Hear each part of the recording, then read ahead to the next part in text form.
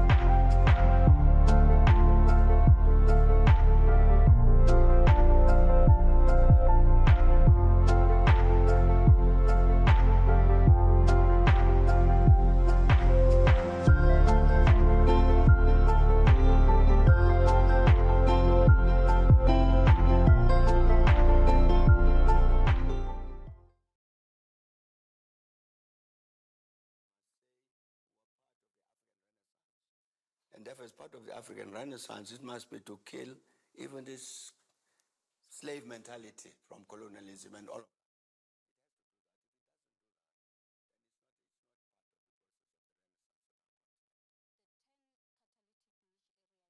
That were introduced by the principal and vice chancellor when she joined the university in 2021.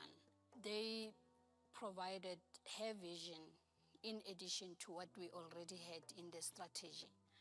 But they aligned so well because they are groundbreaking in nature in terms of a lot of issues that are relating to our developmental needs. There's interconnectedness in the catalytic niche areas, but also in the economic opportunities that we could derive from optimizing their implementation. They are optimizing the assets that are already available in Africa.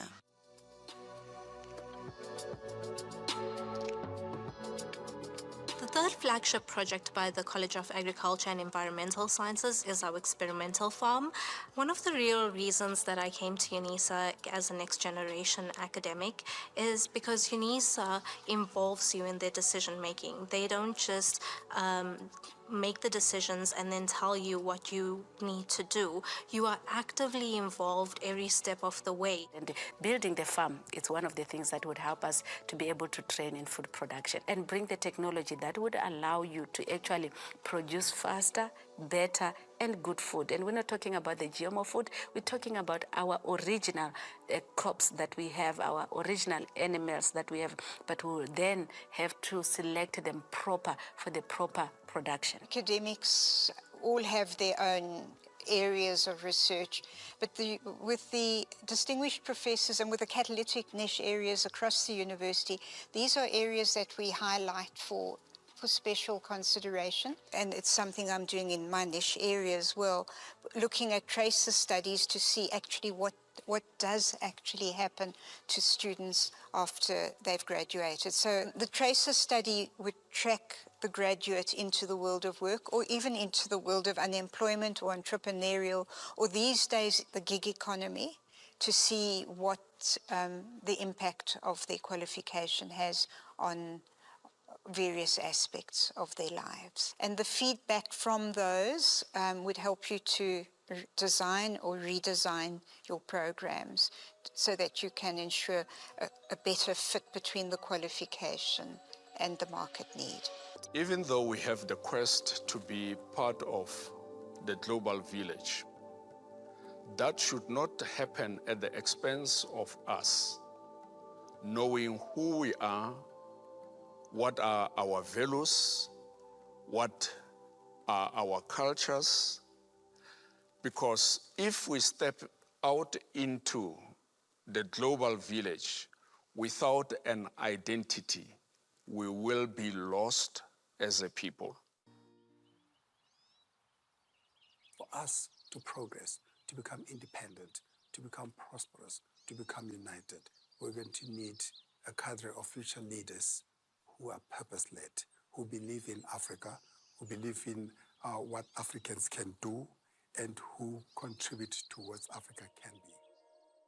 UNISA is my past, my present, my future, and my sense of knowledge. My hope for a better life. It's my pride. UNISA is my second chance. It's my technology stimulator. It's a catalyst for my personal growth. UNISA is my place of stability. A source for me to gain more knowledge and wisdom. And also for my community. UNISA is my happy home. My pathway to learn, lead, and leave a legacy. Artificial intelligence is going to have such a big impact on society. How well prepared is the society to cope with that? It must not become a conservative university. We've always done this stuff, we'll call it do this. But to say that we must always be competent and make a contribution to a rapidly changing world. So we have the responsibility to be at the center of solutions to underemployment and unemployment. And therefore, as a Vice-Chancellor, I must think about not only the present. The vision with the management team and the collective leadership must be what are the solutions that we put for the future. The staff, academics, professionals, administrative staff, students, alumni are quite excited about this new vision and what they have to do to support it and to collectively implement and to be committed to building even more assets than what we have gained in the 151 or 2 years of UNISA's existence. That's the vision into the future.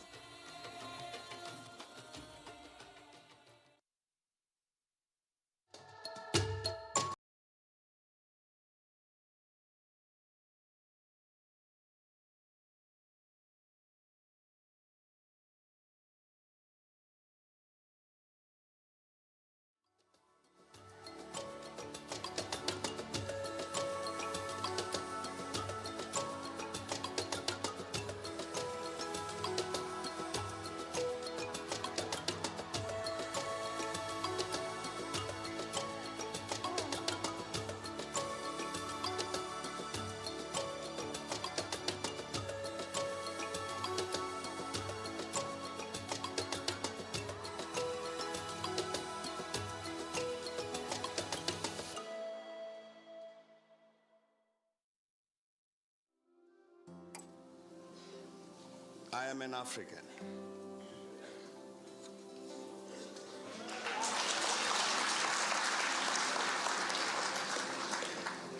I owe my being to the hills and the valleys, the mountains and the glades, the rivers, the deserts, the trees, the flowers, the seas, and the ever-changing seasons that define the face of our native land.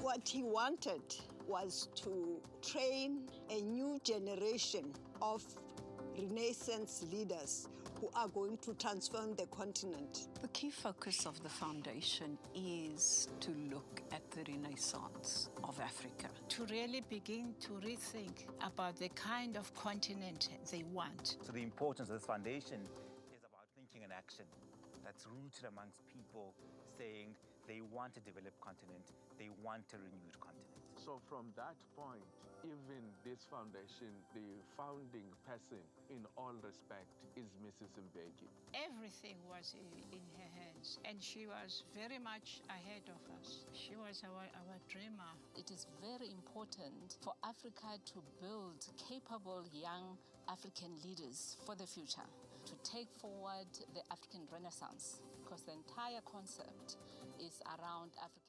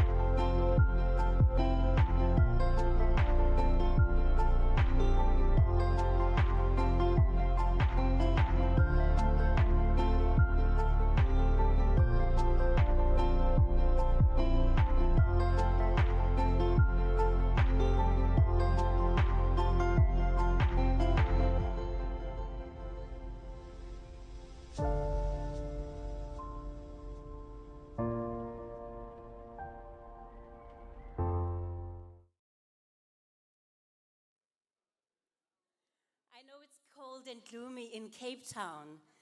Don't give us a reason to take the lecture back to Johannesburg, please. Good afternoon, ladies and gentlemen. Now that's a lot better. It's such a pleasure to be with all of you here this afternoon. Just perhaps a few protocol matters. When our guests of honor arrive, which is the patron of the Mbeki Foundation and our keynote speaker for today, I'm going to ask that we all please stand on our feet just to receive them in the room. Our proceedings today are being broadcast live. They are being streamed. So I'm going to ask that if you haven't, please put your phones on silent. Please, let's be mindful of that. And even as the lecture is unfolding, if you don't want to be caught off guard, if you notice a camera, chances are it is being streamed somewhere. I will give us the note as soon as I get the signal that they're in the room.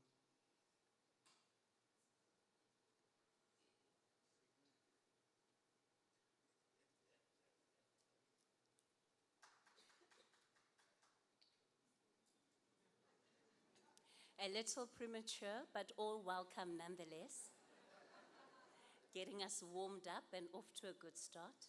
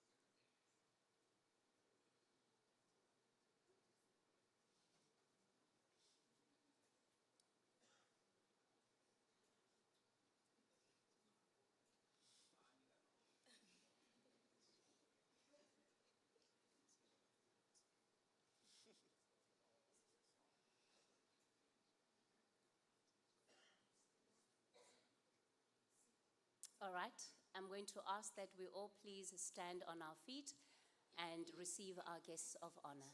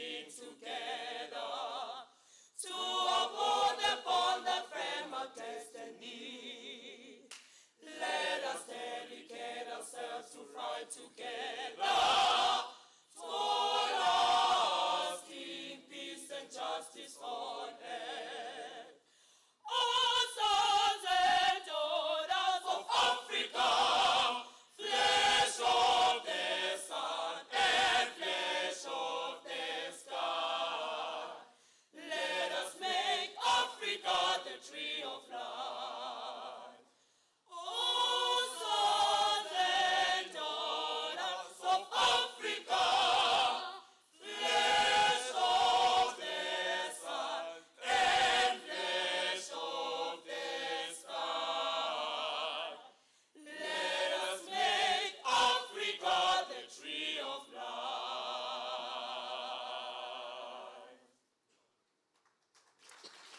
may be seated. And thank you, choir, for that excellent rendition of the South African anthem, followed by the anthem of the African Union. You may be seated.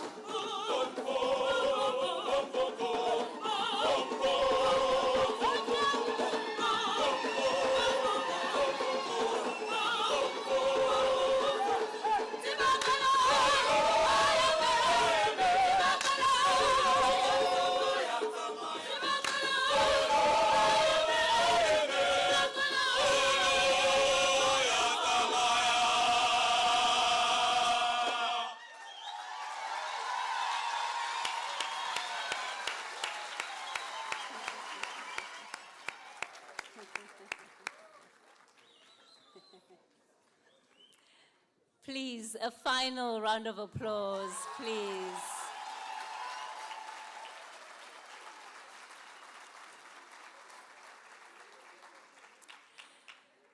Good afternoon, distinguished guests, excellencies, members of the diplomatic corps, leaders of academia, civil society, business, ladies and gentlemen. Allow me to acknowledge the patron of this foundation that is hosting us today, His Excellency President Thabo Mbeki, and our keynote speaker for this year's lecture, Dr. Kayode Fayemi.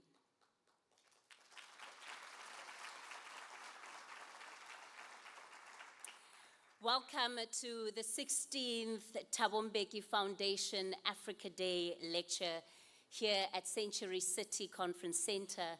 This year we convene under the theme, Rebuilding African Unity in an Age of Fragmentation, Sovereignty, Solidarity, and the Renewal of Institutions. Gathering here at the southern tip of our continent, we're also mindful that this marks 30 years of South Africa's Constitution, a document that in many ways represents the collective triumph of African unity and humanity itself over apartheid and over colonialism. Few constitutions in the world embody so profoundly the victory of justice over institutionalized injustice. It is also significant that when this constitution was adopted here in the city of our first colonial encounter, a long chapter of African history was closed and a new era began.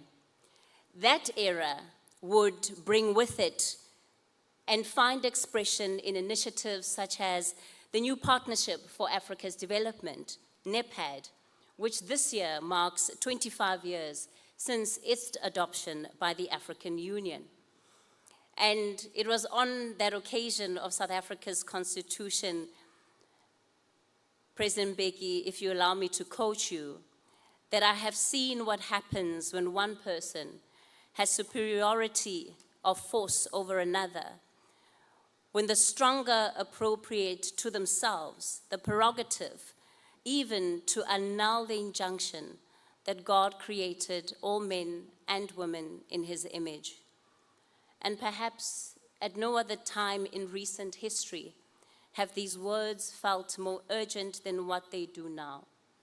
We're marked by growing global uncertainty, conflict, fragmentation, and one of the questions that this gathering seeks to answer this afternoon: what does African unity require in this age?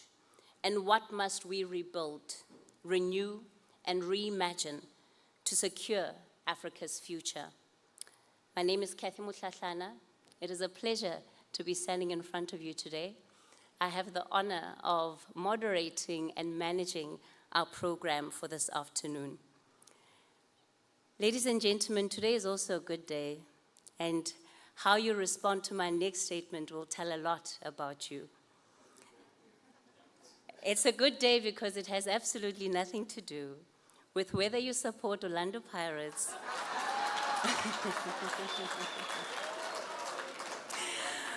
or whether you support Orbit College FC. We are all going to have a really fantastic day. On that note, please allow me to welcome on stage to give us the welcoming remarks for our program, the Vice-Chancellor of the University of South Africa, Professor Puleng Lengabula. Let's give her a warm round of applause as she comes to stage.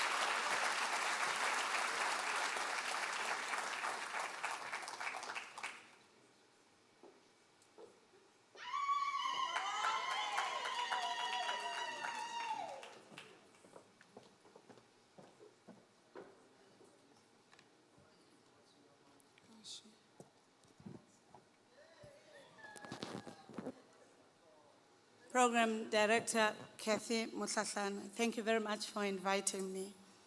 His Excellency President Thabo Mbeki, the Chancellor of the University of South Africa and the patron of the Thabo Mbeki Foundation, who's a host for this important lecture. Let me also recognize Honorable Ms. Toko Didiza, the Speaker of the South African National Assembly, who gave us the opportunity as a university to joining the National Parliament in celebration and commemoration of the Constitution. Our eminent speaker, Dr. Kayode Fayemi, former governor of Ekiti State, Nigeria, who is here to deliver his keynote and for us to learning and hearing your insights, learning from and with you. May you give him a round of applause. And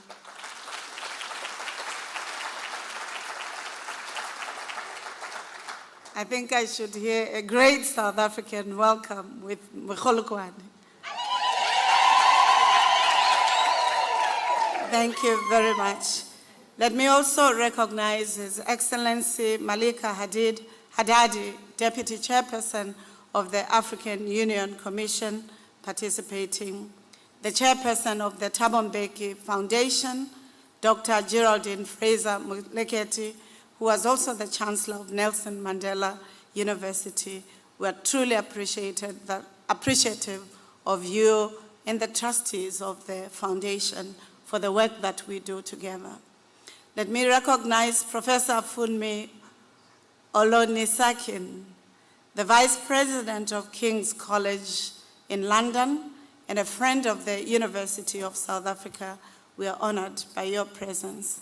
Members of the Diplomatic Corps representing various countries in South Africa present, Honorable Ganif Hendricks, Deputy Minister of Social Development and MP, General Bantu Holomisa, who has also been with us, the Deputy Minister of Defense, members of the Parliament present here, members of the Council of the University of South Africa, represented by Mr. Mlaudzi and all council, members of the executive management of the University of South Africa, the key anchors and colleagues who have made it important that the partnership for our university and the foundation continues to strengthening as we journey, in the same way that the song which was sang here was saying the car is moving on. I'll say the spaceship is moving even greater heights. The relationship is strengthening and it is yielding excellent results. Sister institutions of higher learning that are here, I recognize Walter Sisulu University, University of Stellenbosch, University of Limpopo, as well as University of the Free State, who have been participating with us in many events that the University of South Africa, in partnership with the foundation, have been hosting.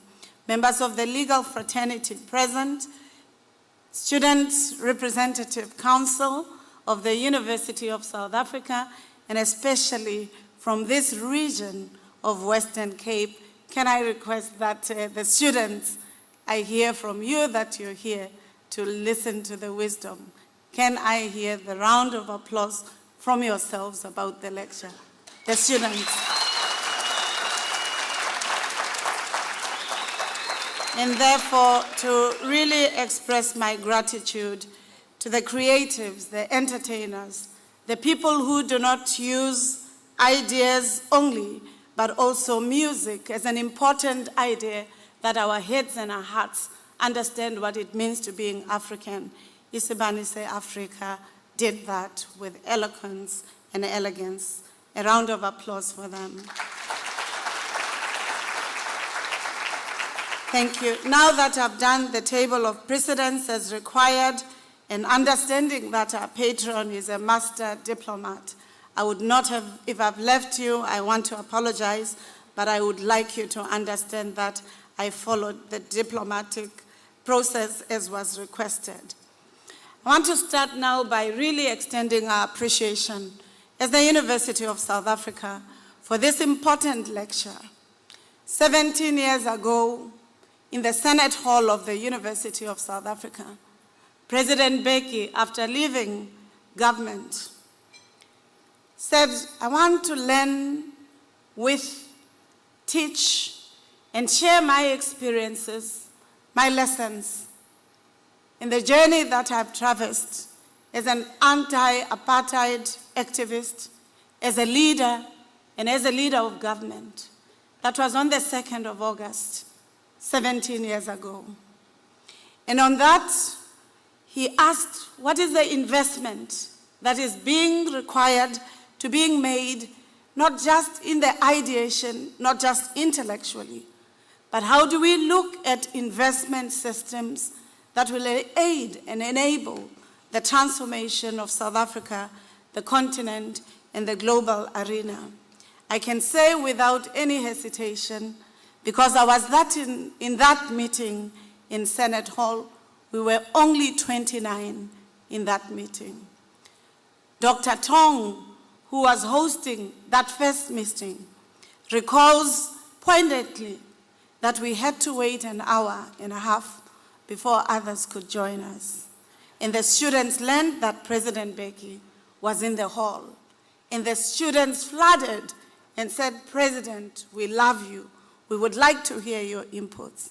That memory still lingers vividly in my head.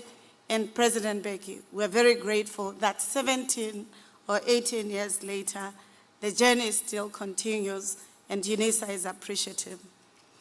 As it is, I'm honored, and it's a privilege that I stand today to welcome you to the 16th installation of the annual Thabo Mbeki lecture.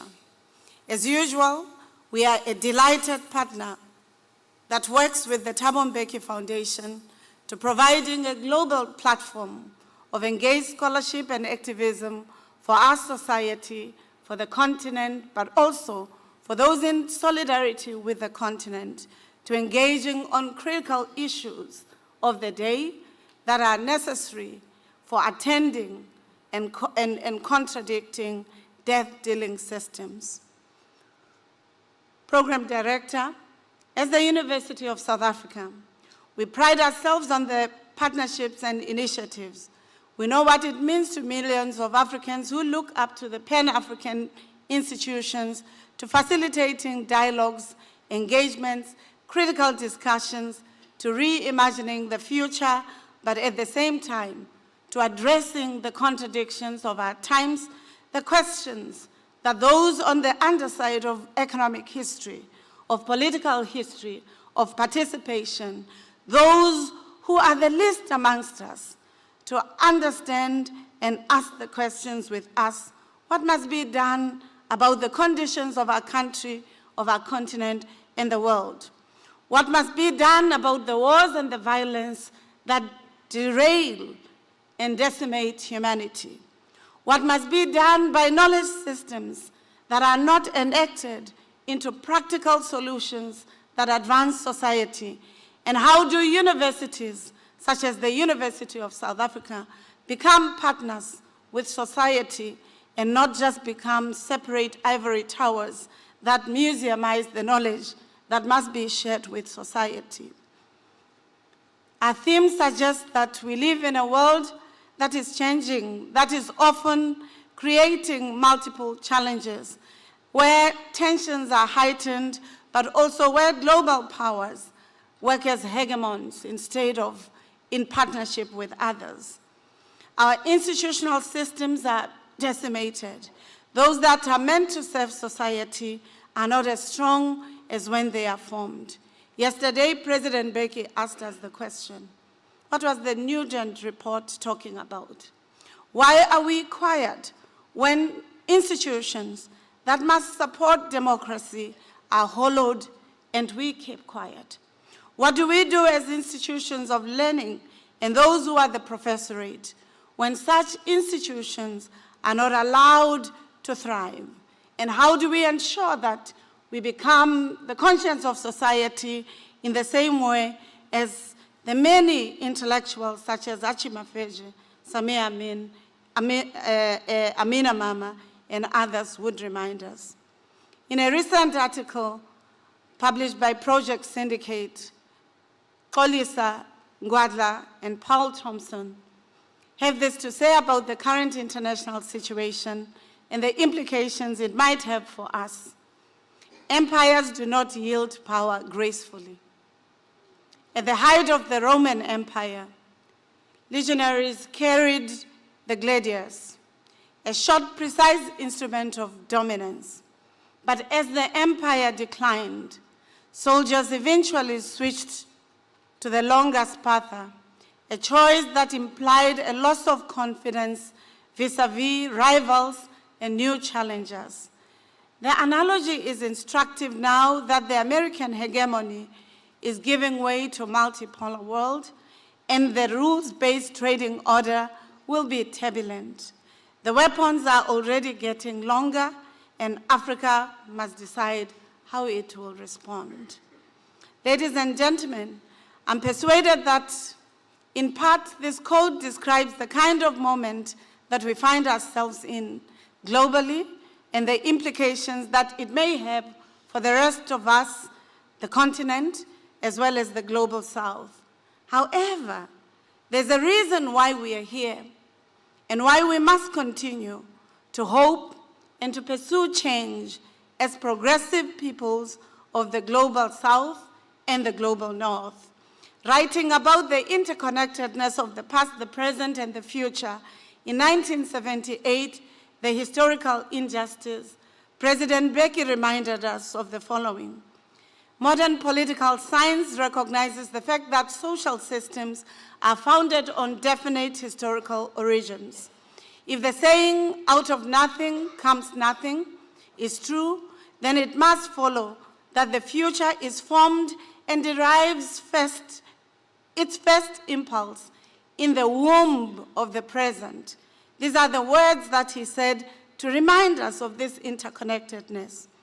And in true to the same words or similar words, our own academic at UNISA, but also based now at the University of Calgary, Gacheni Ndlovu, takes this understanding that President Mbeki projected and requested to be attentive to another understanding of the development of history and history. He further says, how Africa was conceived as an idea and integrated into the evolving Euro-North America-centric modernity is a tale of genealogies, of colonialities, and African resistances.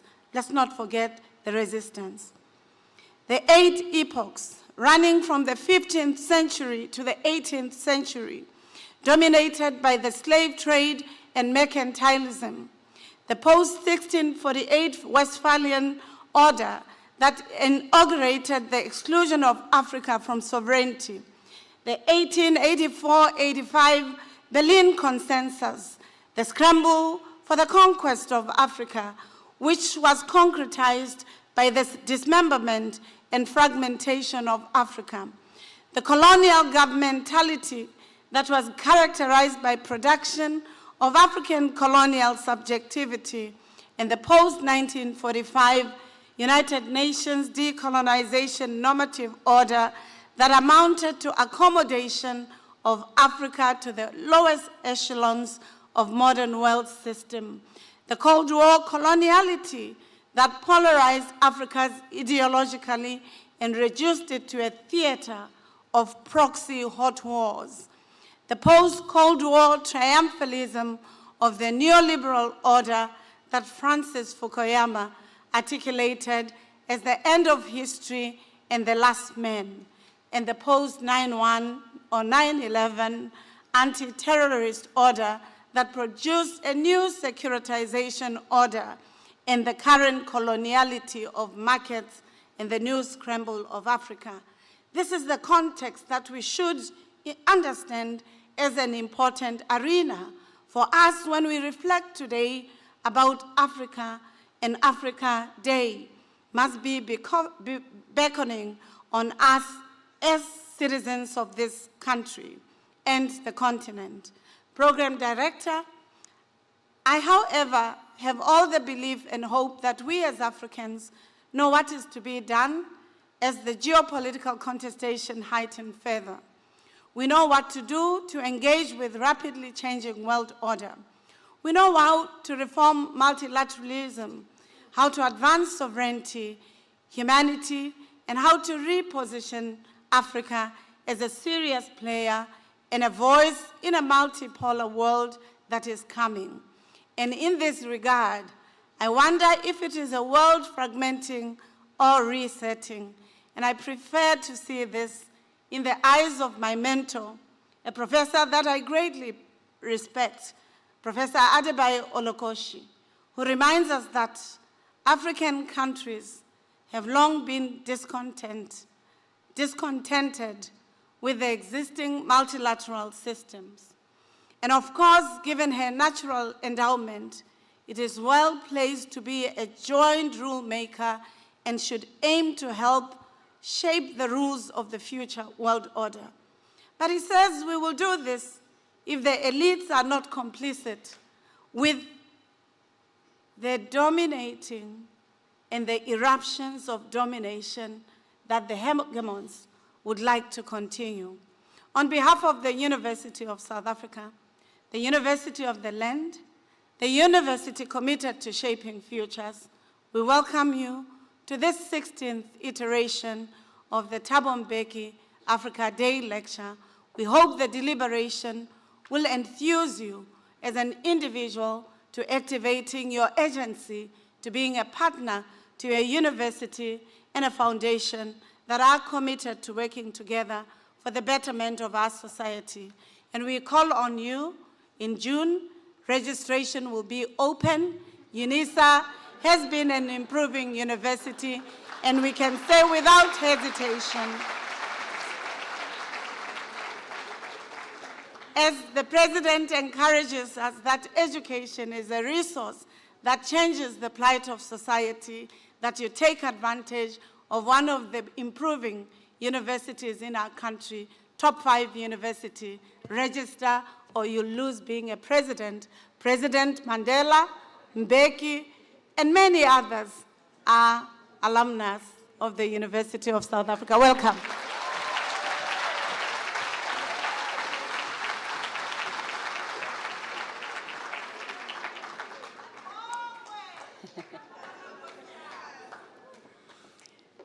As you can tell, Professor Lenkabula is a true academic.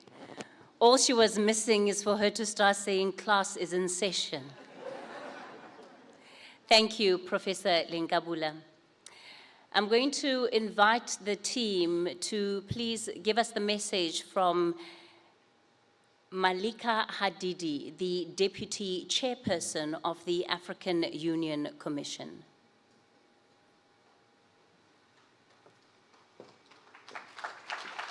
Your Excellency, former President Thabo Mbeki, distinguished representatives of the Foundation, Excellencies, distinguished ladies and gentlemen. It is both an honor and a pleasure to join you today within the wider context of Pan-Africanism, and particularly to deliver this lecture as part of the 16th Thabo Mbeki Foundation's Africa Day program of activities. I would have wished to participate in person, but due to a competing assignment by His Excellency the Chairperson of the African Union Commission, I am unable to be physically amongst you. Please rest assured that my spirit and commitment remain fully with you on this important occasion. Excellencies, permit me to begin by recognizing a leader whose life has been closely tied to the struggle for African dignity, self-determination, and unity.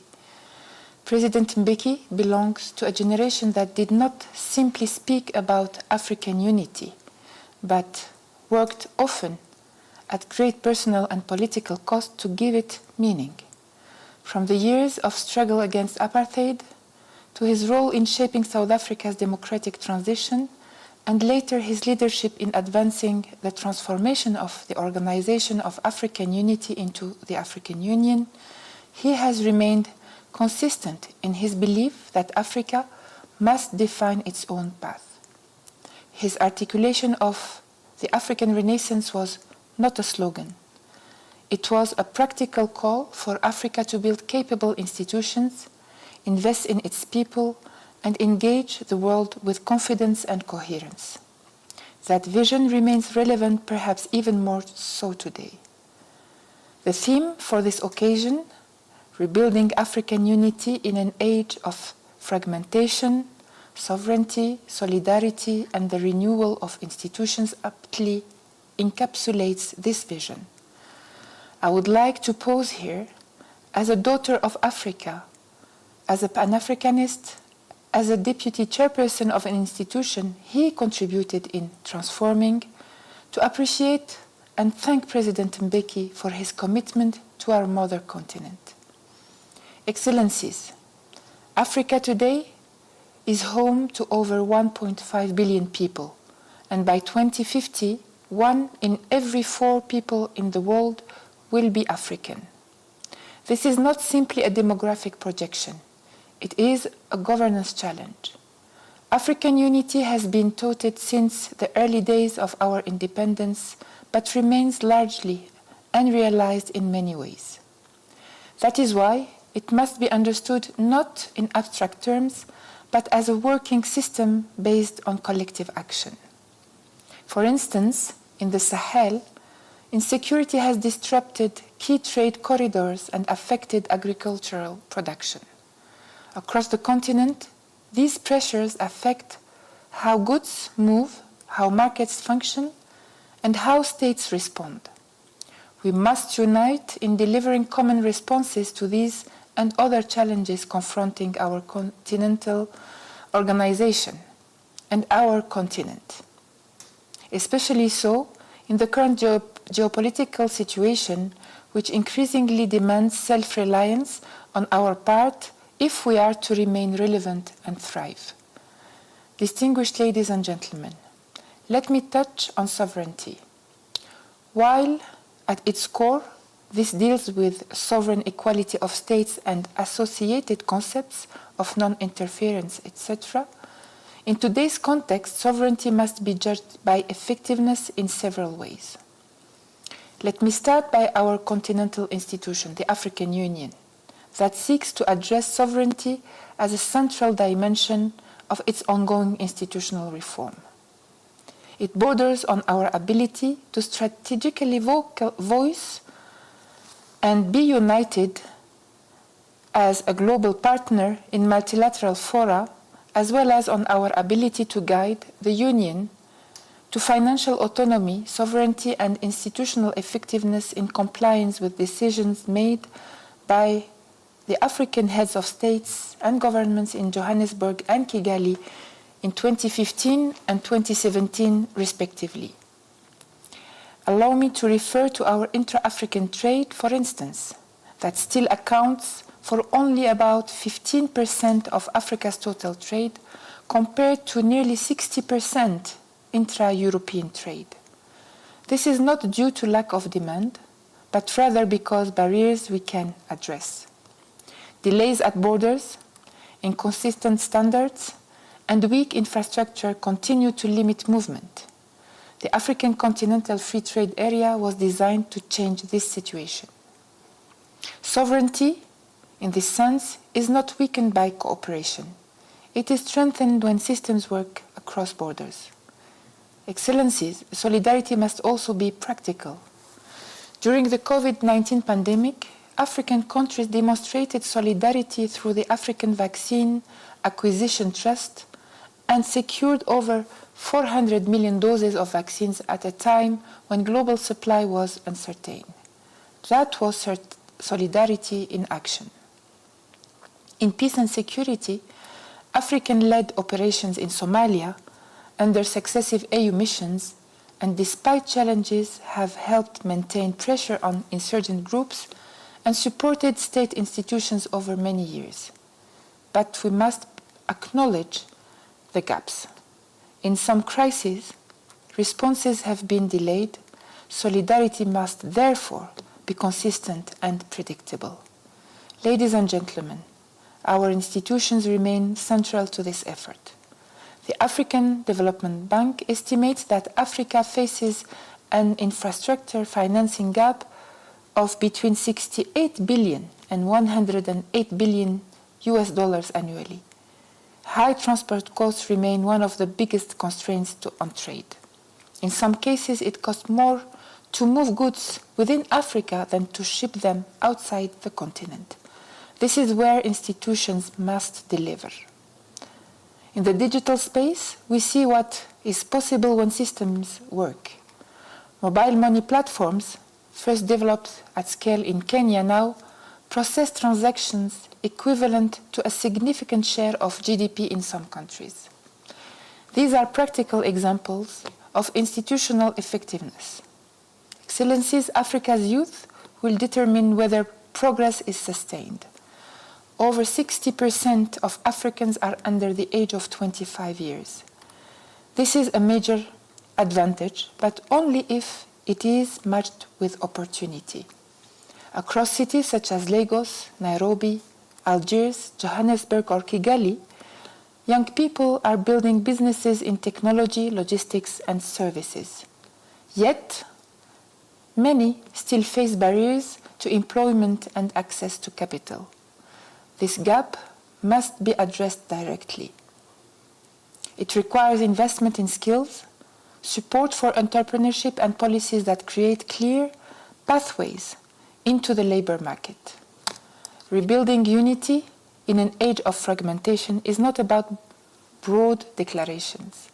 It is about practical steps, reducing delays at borders, coordinating responses to insecurity, ensuring that infrastructure projects are completed, making institutions responsive and accountable, speaking with one voice in multilateral fora, and continue to strengthen our integration and the bonds between our people.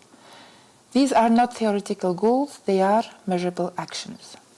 Ladies and gentlemen, President Thabo Mbeki and other African leaders have, over the years, reminded us that Africa's progress depends not only on vision, but on the discipline to act with purpose and consistency. His legacy challenges us to move beyond reflection and to embrace responsibility. At this moment, that responsibility rests squarely with us. The conditions we face today require more than reaffirmation of ideals. They demand practical action, as I said. Above all, we must restore confidence and trust. This is how unity is rebuilt, not through declarations, but through outcomes that people can see and experience in their daily lives. Africa's future will not be defined by circumstances, but by choice. The choices we make to work together, to act together, and to build together.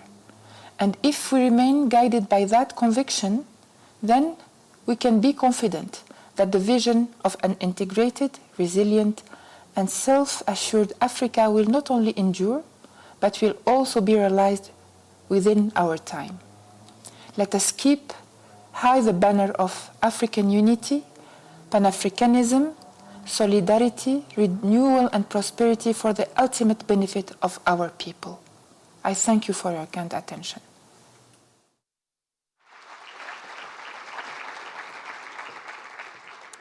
That message of support there from the African Union Commission.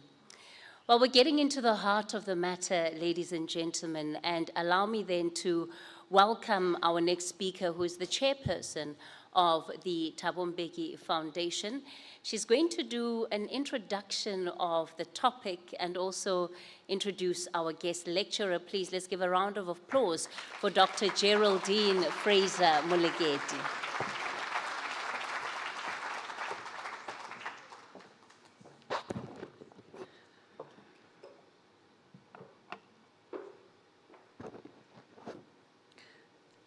Program Director, Ms. Kathy Motlatlana, His Excellency President Thabo Mbeki, Professor Puleng Lenkabula, Vice Chancellor of the University of South Africa, Excellencies, members of the executive, parliamentarians, members of the diplomatic corps, leaders of business, colleagues from government, the academy, and civil society, sisters, brothers, and friends.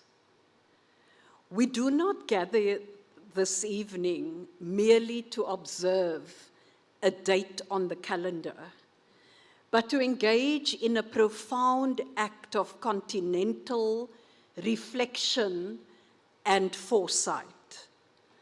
On behalf of the Board of Trustees of the Thabo Mbeki Foundation, it is a distinct honor to welcome you to the 16th Thabo Mbeki Africa Day Lecture. That we convene here in Cape Town for the very first time in the history of this platform is no mere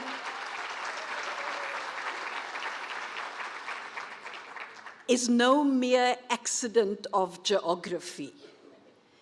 It is a deliberate anchoring of our shared African destiny at the southernmost tip of our continent, the place where the two oceans meet, the Atlantic and the Indian Ocean.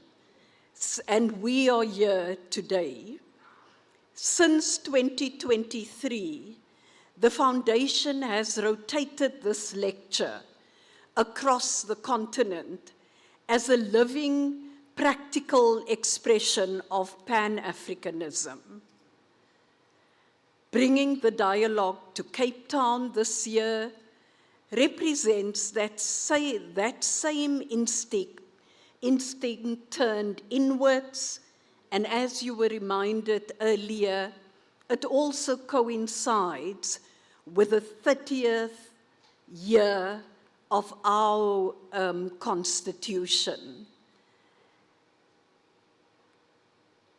It stands as a definitive statement that Africa Day belongs to the entirety of our nation, and that the rigorous work of continental introspection must permeate every civic and intellectual center of South Africa rather than being sequestrated in just one.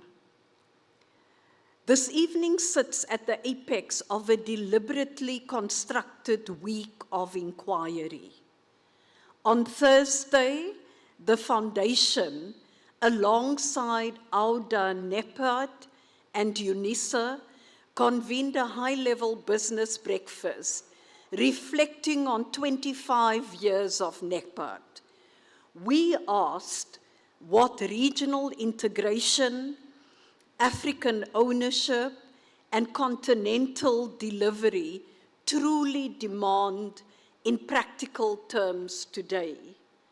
On Friday, UNISA and the National Parliament hosted an academic colloquium in the National Assembly, exploring 30 years of our Constitution and South Africa's evolving role in a rapidly shifting global order. On Monday, the week will conclude with our youth. President Mbeki will engage with learners at Milnerton High School, followed by a student town hall at UNISA Parow, featuring both Prof. Fayemi and President Mbeki.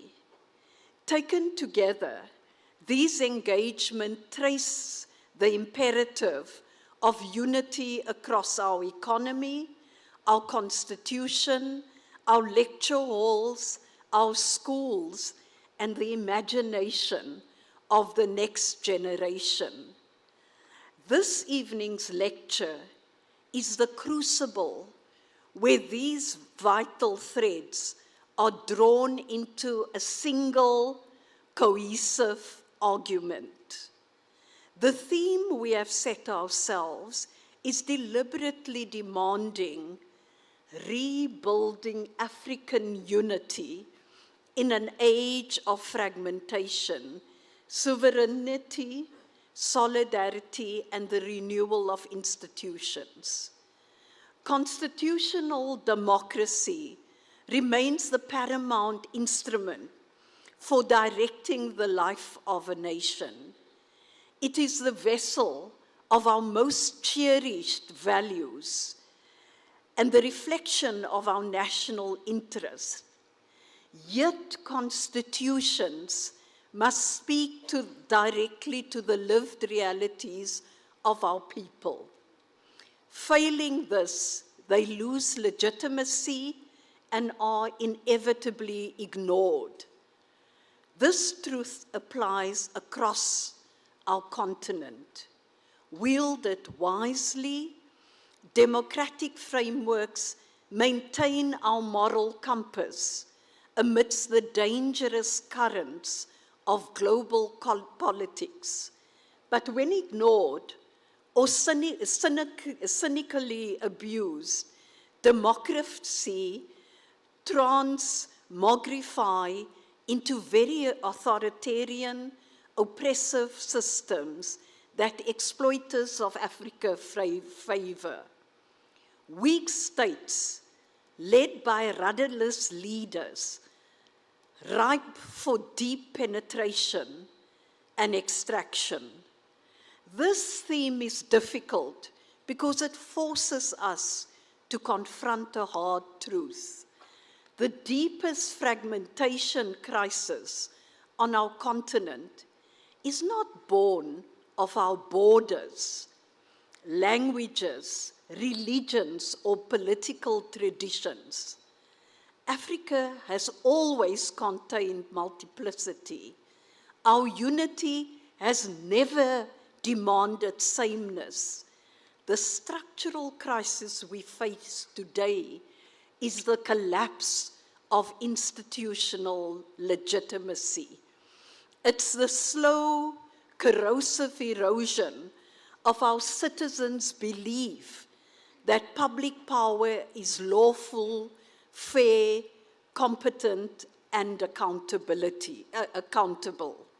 Recent Afrobarometer findings paint a stark picture across much of the continent. Citizens trust their presidents, parliaments, courts, and police forces for less than they did a decade ago. In too many nations, only the military, religious leaders, and traditional authorities still command majority public trust.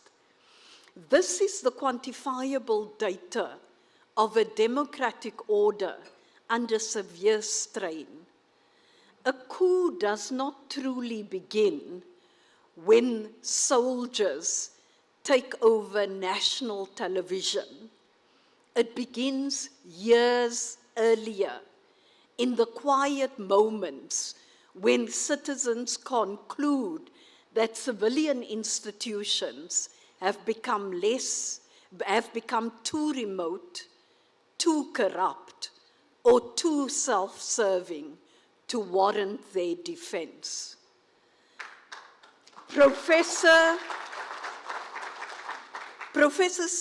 Siba Grovagia, a Guinean scholar and former deliverer of this very lecture, framed it bluntly. The horrible mistake of independence, he argued, was the assumption that the colonial state was an adequate instrument of governance, that we merely needed to replace white office holders with black ones while leaving the architecture intact. The form of the state survived, but the countervailing powers did not. We have lived ever since with what Makerere University's Sylvia Tamale calls the institutional coloniality of state politics. We inherited an architecture of public power designed to extract and to command, not to listen, account, or repair. This condition compels the foundation to ask, what sovereignty, solidarity, and constitutional renewal mean in practice today? Sovereignty cannot be a shield behind which elites evade scrutiny. Solidarity cannot be the silence of African leaders when constitutions are manipulated, elections are degraded, or citizens are brutalized. Renewal cannot mean recycling declarations while the very institutions meant to serve the public, courts, parliaments, electoral commissions, steadily bleed public confidence. The African Renaissance must be rescued from the safety of ceremony. It must translate into hard work of rebuilding institutions worthy of public belief. It is precisely for these reasons that we've invited tonight's guest lecturer. Professor John Ulukuyode Fayemi is a scholar, a public intellectual, and a former two-term governor of Ekiti State in Nigeria. Long before holding elective office, he was a leading thinker on democratic governance, public sector reform, and post-conflict reconstruction. His work has taken him from the academy to the African Union, the Commonwealth, ECOWAS, and the front lines of Nigeria's own democratic struggle. As a governor, he subjected his ideas to the rigorous discipline of delivery. As chairperson of the Nigeria Governors Forum and a Minister of Solid Minerals Development in the federal cabinet, he tested them at scale. He is a leader who has thought deeply about institutions and has done the grueling work of building them. And this is a rare combination. And it is the exact perspective our theme demands. Professor Fayemi, we're deeply honored that you've accepted our invitation and traveled to be with us. The Foundation thanks you. Ladies and gentlemen, please join me in welcoming to the podium to deliver the scene-setting address of the 16th Thabo Mbeki Day Lecture, Professor Kayade Fayemi.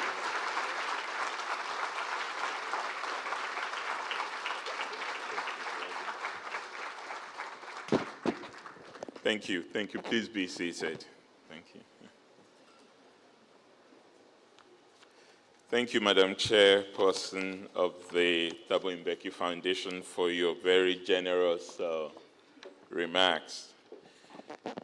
Your Excellency, our leader, President Thabo Mbeki, Madam Vice Chancellor,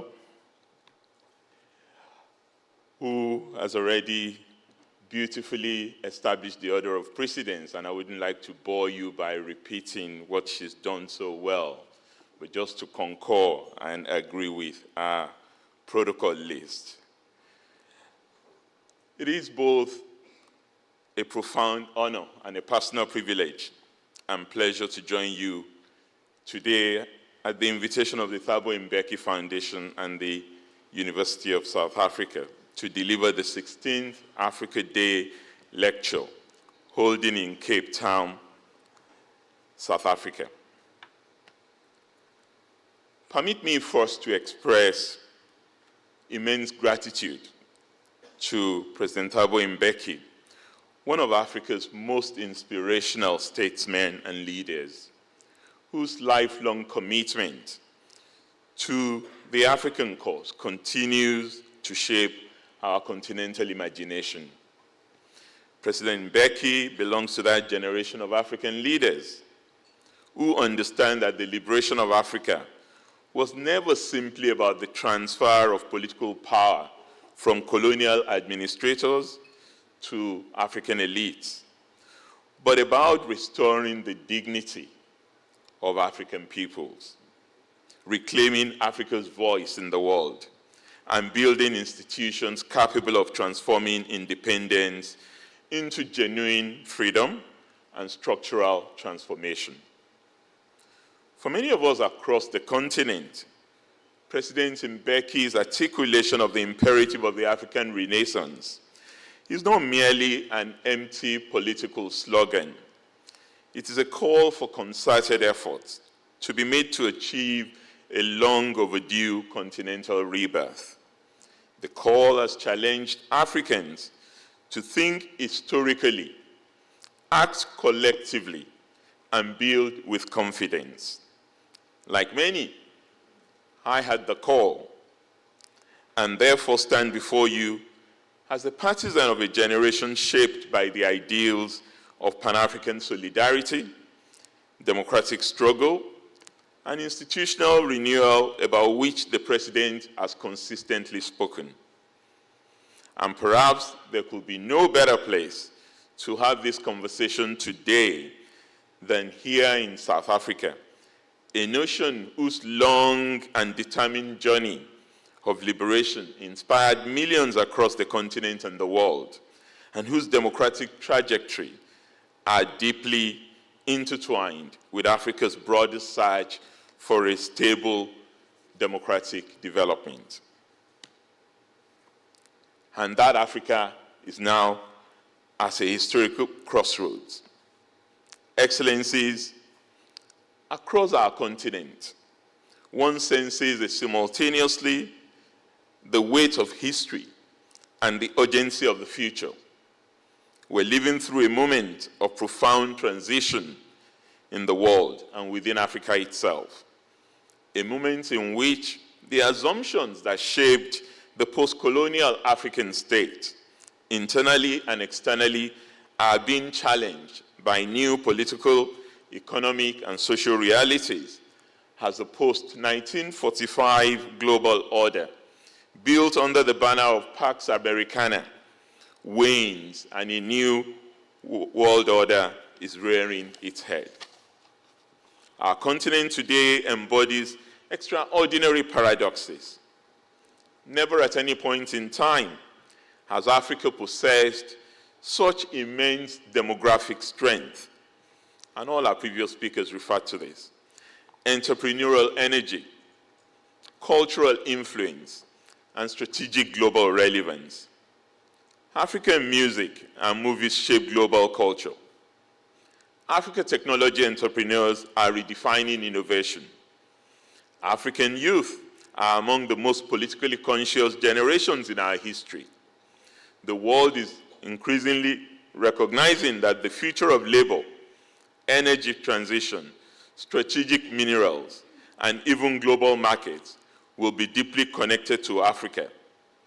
In short, in many of these areas, if you don't go Africa, you cannot go green.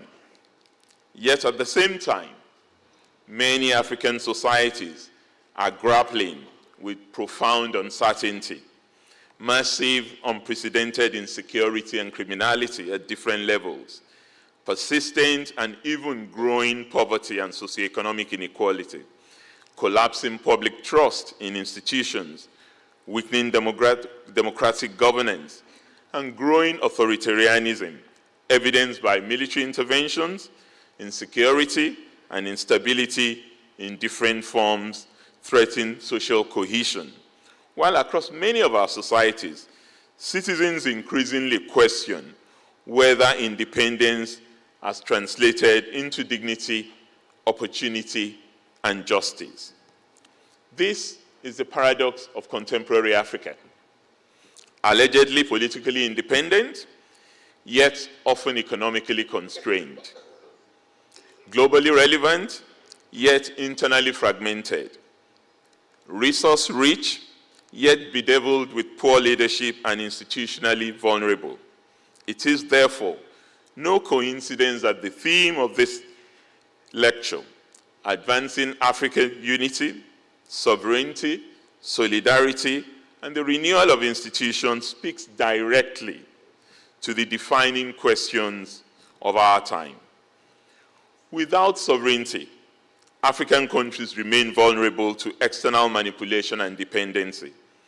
Without solidarity, African societies become fragmented and susceptible to fear, mistrust, and division.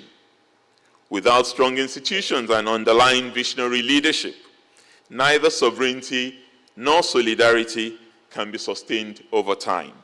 The central challenge, therefore, before Africa is not simply how to survive ongoing global geopolitical shifts, but how to organize with confidence, a collective spirit, courage, and dignity in order to help shape the new global order that is emerging as a co-rule maker and not a hapless rule taker.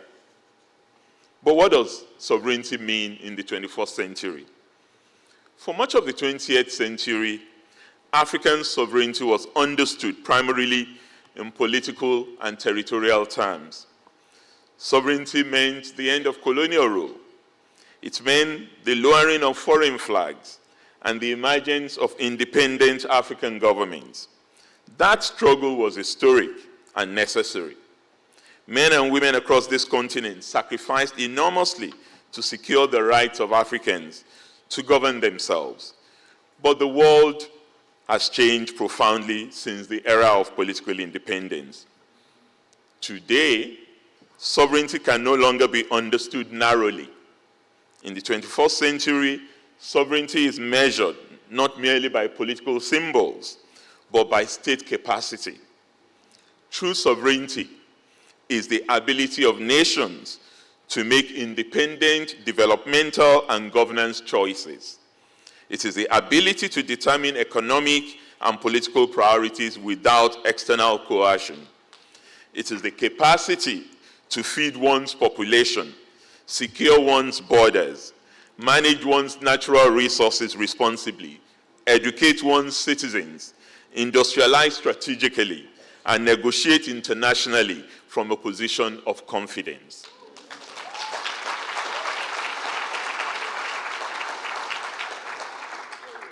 In many respects, the global economy has entered a new age of strategic competition. The world is increasingly shaped by struggles over technology, artificial intelligence, energy transition, supply chains, and critical minerals. In this emerging global order, Africa occupies a central position.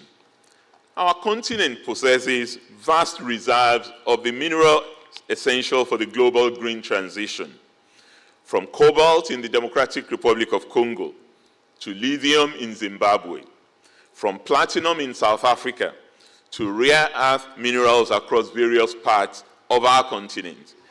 Africa is indispensable to the sustenance and future of the global economy. In short, the world cannot go green without first going Africa.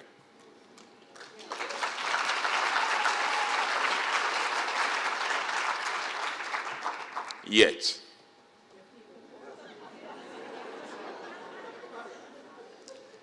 history compels us to ask difficult questions. Will Africa once again remain merely a source of raw materials for external industrial powers? Will we continue to export wealth while importing poverty and dependency? Or can this historical moment become the turning point through which Africa finally moves from extraction to structural transformation? This question is deeply personal to me. During my service as Nigeria's Minister of Mines and Mineral Resources Development, I saw both the enormous promise and the painful contradictions of Africa's mineral economy. I saw how weak governance structures often permit illicit extraction, environmental degradation, corruption, and capital flight. But I also saw the transformative potential that emerges when policy reforms, transparency, and long-term industrial planning are taken seriously. Africa cannot achieve meaningful sovereignty whilst remaining dependent on external actors for technology, manufacturing, financing, and value addition. Sovereignty requires productive capacity. This is why the African Continental Free Trade Area must be understood not simply as a trade arrangement, but as a strategic instrument for continental transformation. AfCFTA provides Africa with an unprecedented opportunity to create integrated regional value chains, strengthen inter-African trade, and reduce structural dependency. The future of Africa's sovereignty lies not in isolation, but in deliberate integration. A prosperous and sovereign Africa will be built through interconnected economies, shared infrastructure, coordinated industrial policy, and strategic regional cooperation. But we have to deal with the crisis of the global order. And what's Africa's position going to be in that? Clearly, it's been said, and I agree, the international system is passing through a period of profound uncertainty and restructuring. The assumptions that shape the post-Cold War global order are increasingly breaking down before our own eyes. Across the world, multilateral institutions are under strain. Geopolitical rivalries are intensifying. Economic nationalism is resurgent, and global cooperation is becoming more fragmented. The liberal rules-based multilateral order is fraying. Ironically, the chief violators of the rules underpinning the post-1945 multilateral order are some of its architects. And we're witnessing a world in which powerful nations increasingly prioritize narrow national interests and strategic competition over collective responsibility. Global institutions that were originally established to promote coordination, coherence, and stability now often reflect deep asymmetries of power. In many respects, the voices and priorities of the Global South remain marginal within the architecture of international governance and development. Africa must therefore approach this changing world with both realism and strategic clarity. Our continent cannot afford to become merely a theater for external competition among global powers. Whether the contest comes from East or West, from old powers or emerging middle powers, Africa's responsibility remains fundamentally the same: to develop the internal capacity of governments, businesses, and citizens to engage the rest of the world from a position of self-assurance, long-term vision, and clarity. Because for too long, we have approached international engagement from a posture of dependency rather than strategic partnership. Too often, external relationships have been defined by aid, extraction, and security dependence rather than by long-term developmental interest. Our future demands something different, and that was what President Mbeki and his colleagues articulated clearly in the new Partnership for Africa's Development. Africa must increasingly move from aid diplomacy to interest-based diplomacy.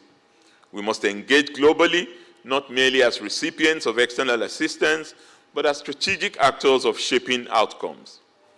And that ultimately requires institutional competence. Distinguished ladies and gentlemen, no country can negotiate effectively in the global arena without capable public institutions and leaders with foresight. No society can protect its sovereignty if critical sectors of governance and development are permanently outsourced. Across the continent, we have witnessed situations in which our states depend excessively on external actors for security arrangements, technological infrastructure, energy systems, and even aspects of day-to-day governance. We must take note that sovereignty outsourced is sovereignty diminished. This challenge is especially evident in parts of the Sahel region of West Africa, where I come from, where the resurgence of military coups has raised difficult questions about the state of democracy and governance across the region. But let me state clearly, constitutional order must always remain the foundation of legitimate governance. Military intervention cannot become a durable and legitimate substitute for democratic accountability. However, if democracy is to endure in Africa, we must honestly confront the governance and institutional failures that often create fertile conditions for democratic breakdown. In many societies, citizens increasingly feel disconnected from our political institutions. Elections alone, even when free and fair, do not sustain democratic legitimacy if governance fails to produce inclusion, justice, and opportunity. Too often, democracy has been associated in the minds of ordinary citizens with elite circulation rather than social transformation. When people experience persistent poverty, insecurity, corruption, and exclusion, despite formal democratic processes, frustration accumulates. In this sense, military intervention is often not the disease itself, but a symptom of a deeper institutional crisis. The real danger confronting many African democracies today is the erosion of public trust. And once trust in institutions and leaders begins to collapse, political instability becomes increasingly difficult to contain. That is why the renewal of African institutions and leadership is not an abstract intellectual exercise. It is an urgent political necessity tied directly to the survival of democratic governance itself across the entire continent. But how do we renew African institutions? Where is this visionary leadership going to come from? Strong institutions and visionary leadership, cleverly combined, are ultimately the invisible architecture. But history repeatedly demonstrates that societies do not simply collapse because they lack natural resources or talented citizens. Nations fail when institutions become weak, hijacked, personalized, corrupted, and incapable of commanding trust.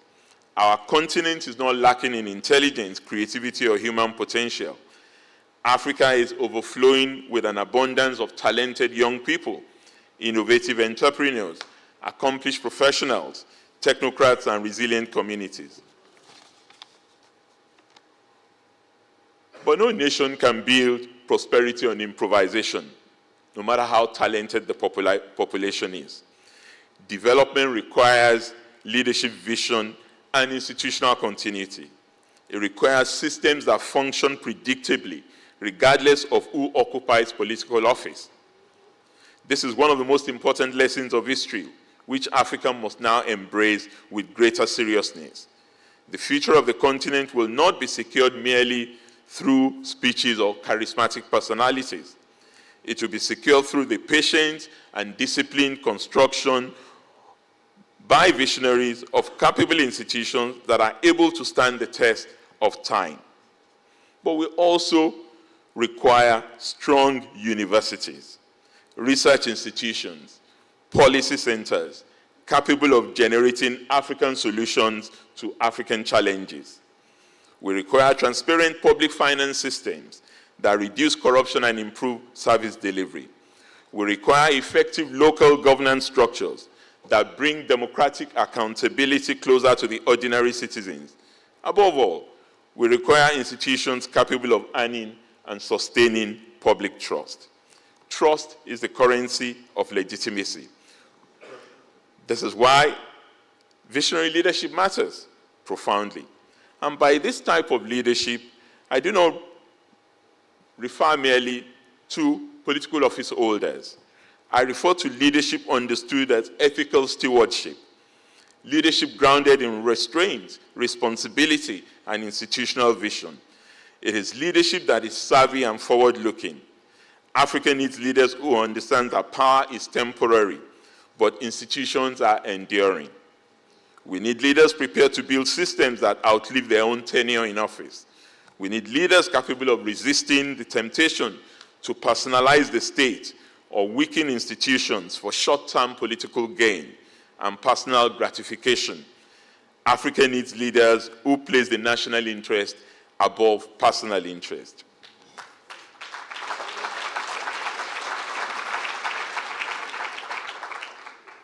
But no conversation about African unity can avoid the question of solidarity, because solidarity is ultimately the moral foundation upon which Pan-Africanism rests. African unity cannot be sustained merely through treaties, summits, or diplomatic declarations. It must be rooted in a shared emotional and historical consciousness, a recognition that the destiny of African peoples remains interconnected. The great contemporary architects of Pan-Africanism understood this very clearly. Great leaders such as Kwame Nkrumah, Julius Nyerere, Patrice Lumumba, Nelson Mandela, and if I dare say so, Thabo Mbeki, to cite a few of them. Understood it, and their legacy has consistently reminded us that Africa's future depends not only on economic cooperation, but also, quite importantly, on the cultivation of a deeper continental consciousness. Pan-Africanism was never simply about political coordination among states. It was fundamentally a moral project. A project grounded in the belief that the dignity of one African is tied to the dignity of all Africans.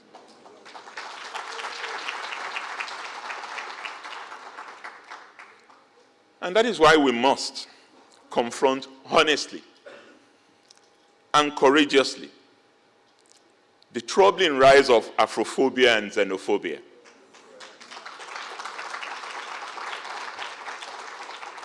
Within parts of our continent, including here in South Africa. Let me speak carefully but candidly, because I'm a Nigerian.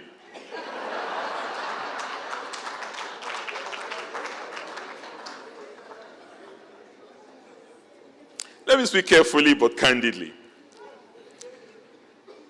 South Africa's liberation was not won by South Africans alone.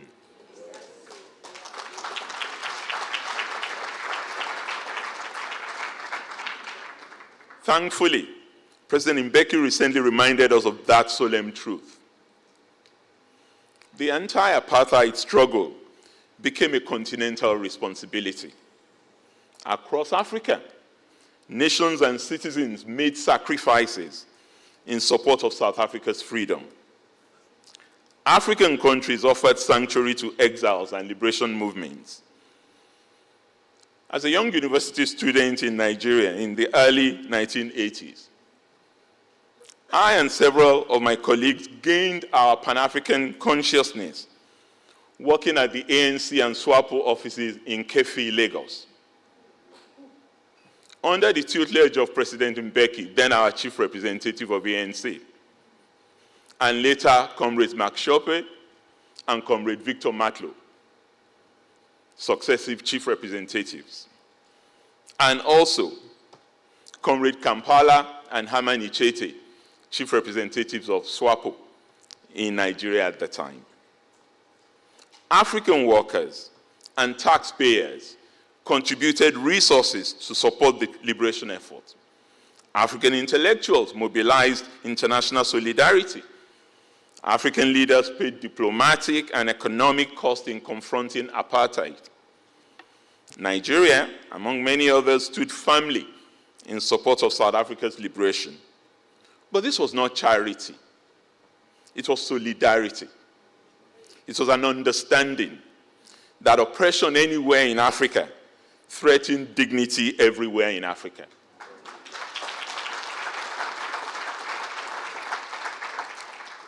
This shared history matters profoundly. And that is why violence or hostility directed at fellow Africans anywhere on the continent must concern us deeply.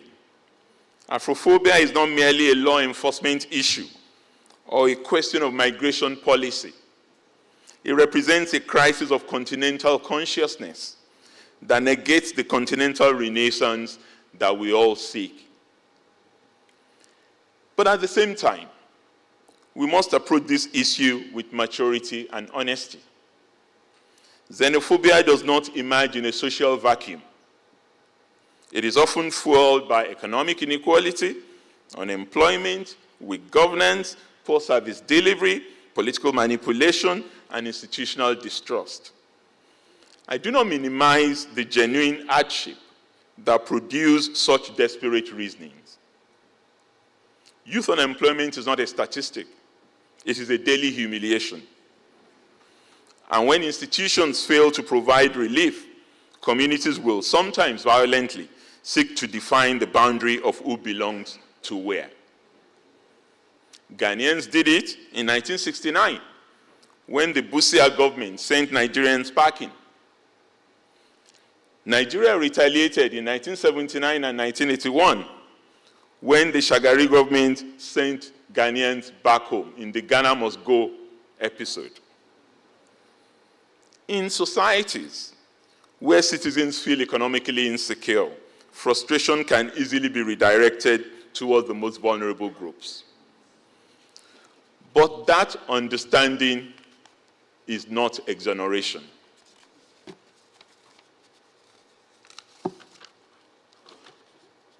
Whilst we must acknowledge these pressures, which are largely the inheritance of apartheid structural deformations, we must never legitimize violence or exclusion against fellow Africans.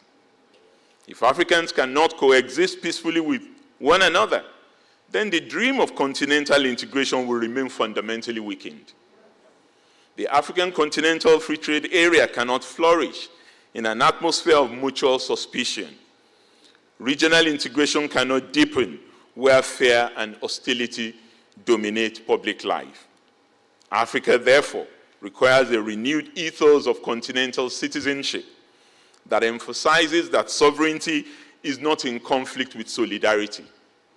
We must teach younger generations that being proudly Nigerian, South African, Kenyan, Ghanaian, or Senegalese is entirely compatible with being proudly African.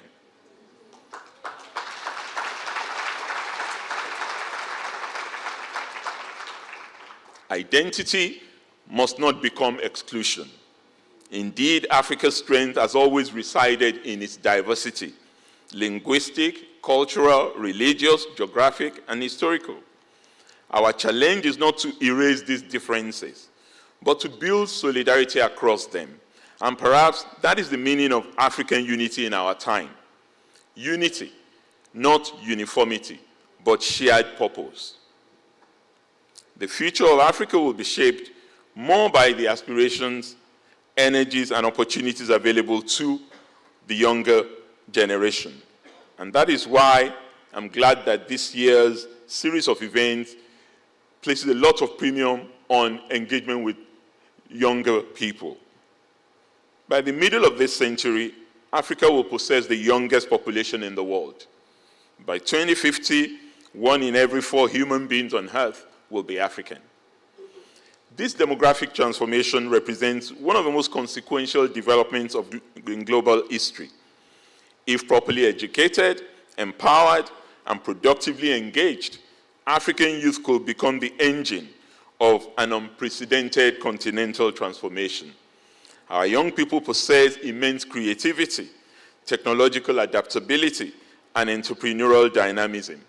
And across the continent, we already see African youth driving innovation in finance, in technology, in entertainment, in civic activism, and in business. But demographic potential alone does not automatically produce prosperity. If young populations remain excluded, unemployed, and alienated, demographic advantage can quickly become demographic instability. This is why governance reform and youth inclusion are inseparable.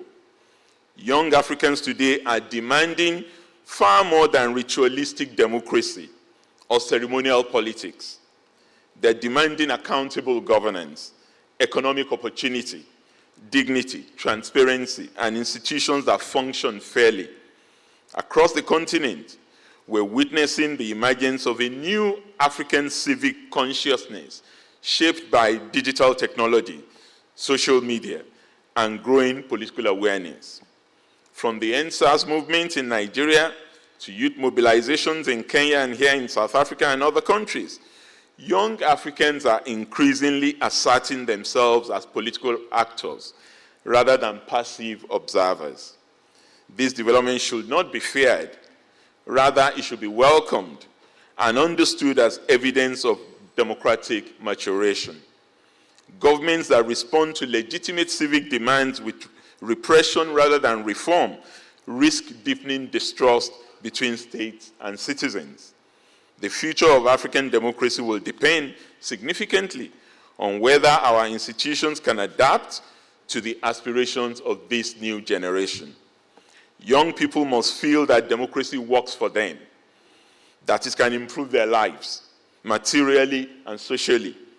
If democratic systems fail repeatedly to produce opportunity and inclusion, political frustration will continue to grow. African universities must once again become centers of intellectual courage, policy innovation, and democratic engagement. Our institutions of higher learning cannot merely reproduce imported ideas uncritically. They must contribute actively to solving African problems. And no serious discussion about Africa's future can ignore the climate crisis. Africa contributes the least to global carbon emissions, yet suffers disproportionately from climate vulnerability. From droughts in the Horn of Africa to flooding in West and Southern Africa, climate change is already reshaping livelihoods, migration patterns, food security, and political stability. Africa must resist false choices. We cannot accept a global order in which Africa is told to remain underdeveloped in the name of climate responsibility. Climate justice requires fairness. Africa must industrialize, expand energy access, and modernize infrastructure. But Africa must also pursue a development pathway that is sustainable, innovative, and equitable. The green transition presents us with an opportunity if strategically managed. Africa can become not merely a supplier of raw materials for global green industries, but a producer of green technologies. But again, this will depend on governance and visionary leadership. And without strong institutions and visionary leaders, the green economy may simply reproduce old patterns of extraction and dependency. Excellencies, distinguished ladies and gentlemen, the theme of this lecture is advancing African unity, sovereignty, solidarity, and renewal institution. It's at its core a declaration that the building is not complete, that we're not yet what we can be, and that the gap between what we are and what we can be is not destiny. It is a challenge, and challenges are for the living. This challenge requires honesty, the willingness to name our failures, xenophobia, governance deficits, socioeconomic debilities, institutional failures. Honesty is a prerequisite of credible aspiration. It requires memory with wisdom. We must remember the Ghana must go expulsion that I referred to, not to shame Nigeria, but to inoculate us against repetition. It requires solidarity that is structural, not sentimental. Free movement of persons and goods across African borders. Investment in regional infrastructure that creates interdependence. Because interdependence is the practical engine of solidarity. Finally, it's a challenge that requires a new political imagination and a renewal of hope. But this renewal of hope is itself a political task. And it's not hope that is sustained by speeches, but by visible institutional progress and leadership selflessness. And as I conclude, let me say with conviction that Africa's future will not be determined by the limitations of our past, but by the quality of the choices we make in this moment. The central lesson of our time is clear. Sovereignty without visionary leadership and institutional capacity is fragile. Unity without solidarity is hollow. And development without accountable governance is unsustainable. Africa therefore stands at a historic juncture. We must move beyond symbolic independence towards collective strategic autonomy. We must strengthen institutions that command public trust rather than personalize power. We must cultivate a continental ethic rooted not in exclusion or suspicion, but in solidarity, shared responsibility, and common destiny. Pan-Africanism must live not only in declarations, lecture rooms, and conferences, but in everyday political and moral conduct of African societies. A continent divided against itself cannot lead globally. At the same time, Africa's greatest strategic asset remains its people, particularly its youth and women. Empowering the African woman has to be one of the cardinal goals of our time. Their energy,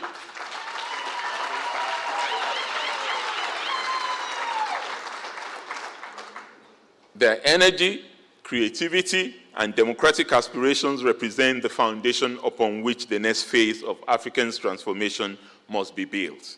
Our task is to ensure that institutions are capable of converting that potential into reality, innovation, and shared prosperity.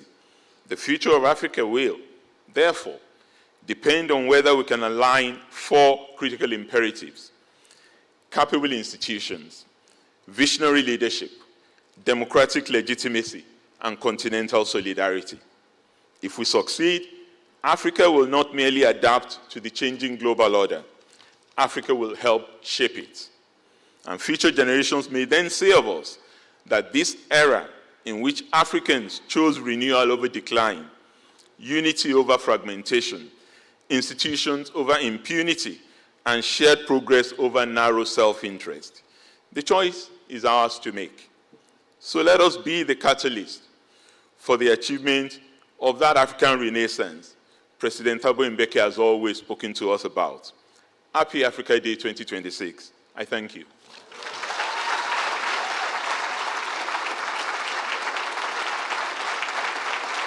Your Excellency, former President Thabo Mbeki, distinguished representatives of the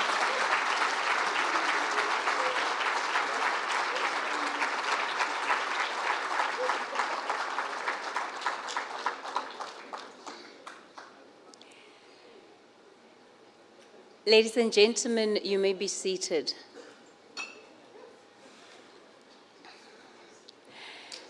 Dr. Fayemi, thank you for that very clear language that you have given us to characterize the state of the continent, but also the challenges that we face.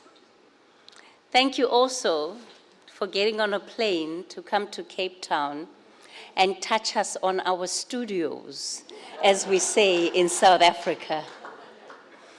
It's a point of great reflection that we need to do as a country, and I believe as a continent wholeheartedly. So we're going to be getting into the second part of our afternoon. And as we do that, we are going to be opening the conversation up. I think a great deal has been said. I personally feel like I've had 2 or 3 keynote speeches already. You know, when you come to the Thabo Mbeki Africa Day lecture, you've got to bring your dictionary as well. Professor Linkabula said UNISA's open for business. Certainly, yeah, you feel that as the proceedings are going on. But I think it's a great reflection point for all of us as a country and as a society. Ladies and gentlemen, we're going to be getting into the second phase of our program. And in that phase, we're going to be opening up the conversation. And to do that, we're going to be inviting onto stage the patron of the foundation, but also inviting the Vice President of King's College London, who are going to lead us in a conversation. At this stage, I'm going to have to see if we can convince them to take some engagement from the room. Would you want me to do that? Would you want to have it more of an open conversation? How many people are ready to say very smart things? No, I'm being serious. We're talking about the President Thabo Mbeki. So if I'm going to use my liberties as program director this afternoon, I have to know that what you're going to say is going to rise to the level that is expected. Now that the disclaimer has been put out there, shall I convince our patron and our organizers to open up questions, not comments, questions during that Q&A session? Okay, wonderful. I see some hands are up. No, this is not the time. You must wait for us to get there. You must wait for me to say, anybody with questions, raise your hand. Unfortunately, there is no queuing order for that. So I can't take your names and put you down on the queue. Ladies and gentlemen, we're waiting for the patron to make his way back into the room. In case you're wondering, why is she still on stage? Can you please introduce us to the next thing? There we go. Without further ado, please help me welcome onto stage. Wait for it, wait. Please help me welcome onto stage Professor Funmi Olonisakin, the Vice President of King's College. Yes, please come up. Yes, please come up.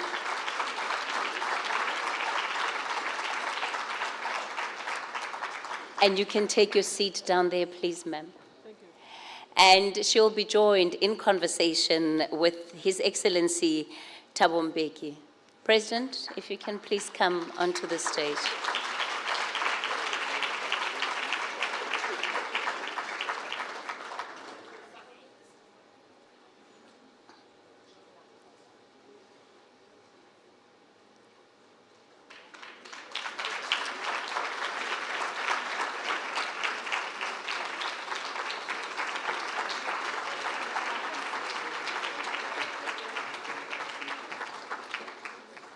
Are you sure it's me?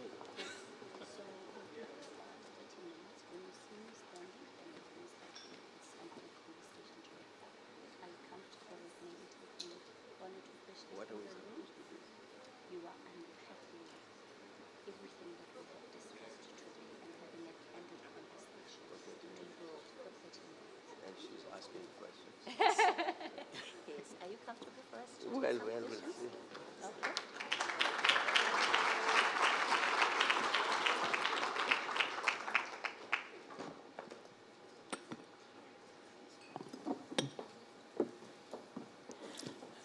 Mr. President, whilst... Oh, please be seated. Whilst you took a short break, I think the audience had been polled, and there's some indication that a couple of people want to get engaged after the kind of keynote address we just received.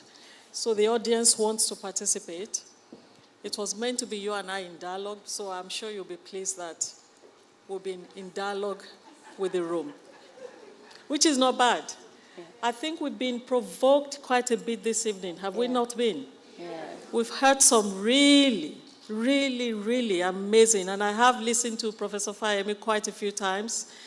He didn't tell you, as a former student of King's College London, PhD War Studies, one of the best, sharpest security analysts in the world, not just in Africa. You've just heard him. And he's been in politics, he's been in policy. Now he's thrown down the gauntlet and told us quite a few things that we need to do. And Mr. President, if you permit me, what I would like to do is maybe just give some top lines from what we've just heard, ask you to reflect on one thing, and then ask the audience to reflect for us. Don't ask too many questions. Participate, respond to what you've just heard, okay? If you were with me at King's, I would tell you you should ask no questions. You should offer a statement of fact. You should respond to what has been said and offer us some good thinking as a way forward. But I was taking copious notes following my friend and brother.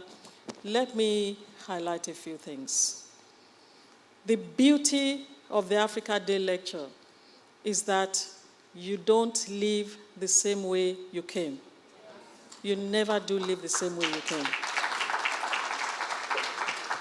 We have been challenged robustly to think about rebuilding African unity in an age of fragmentation, and the questions of sovereignty, solidarity, and renewal of institutions and the relationship between them is what we've just heard.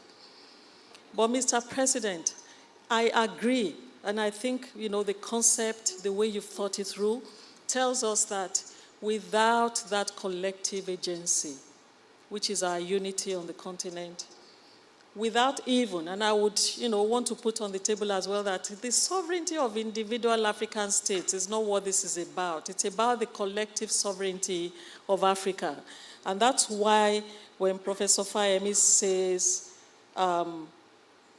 we can't, and I'm going to quote I was making that note. Trust is the currency of legitimacy, and you talked about, the belief that the dignity of all Africans is tied, of one African is tied to the dignity of all Africans. That is rooted in the notion of collective agency, collective purpose, collective sovereignty. And so I don't think that we were without unity previously. We know what good looks like.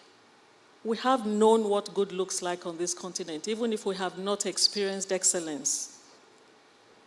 Mr. President, you were part of what good looked like. you saw a measure of unity on the continent of Africa in responding to several conflicts, in making decisions collectively with other statesmen in Africa. You yourself hosted, you chaired the African Union. You in Durban, I think it was in 2001 or 2002, welcomed the AU as AU chairperson. What did good look like at the time? What were the ingredients of good? I'd like you to please reflect on that. And then after Mr. President has spoken, I'd like to point to 2 or 3 people. Please, I saw a hand here. Quickly, quickly. The guy with the red, striped red, green. Oh, that's not the South African color, it is? It is, yes. I will remember you. You'll be number 1. But Mr. President, can you please reflect on that unity and what good looked like? Because if we're going to rebuild the unity, we need to know what to look forward to. I think Professor Fayemi has told us a little bit tonight. Well, thanks for me. I think, first of all, I'd like to say thanks to Professor Fayemi for talking to us as frankly as he did. I think it's very important that we don't, we tell ourselves the truth about ourselves. It's very, very important.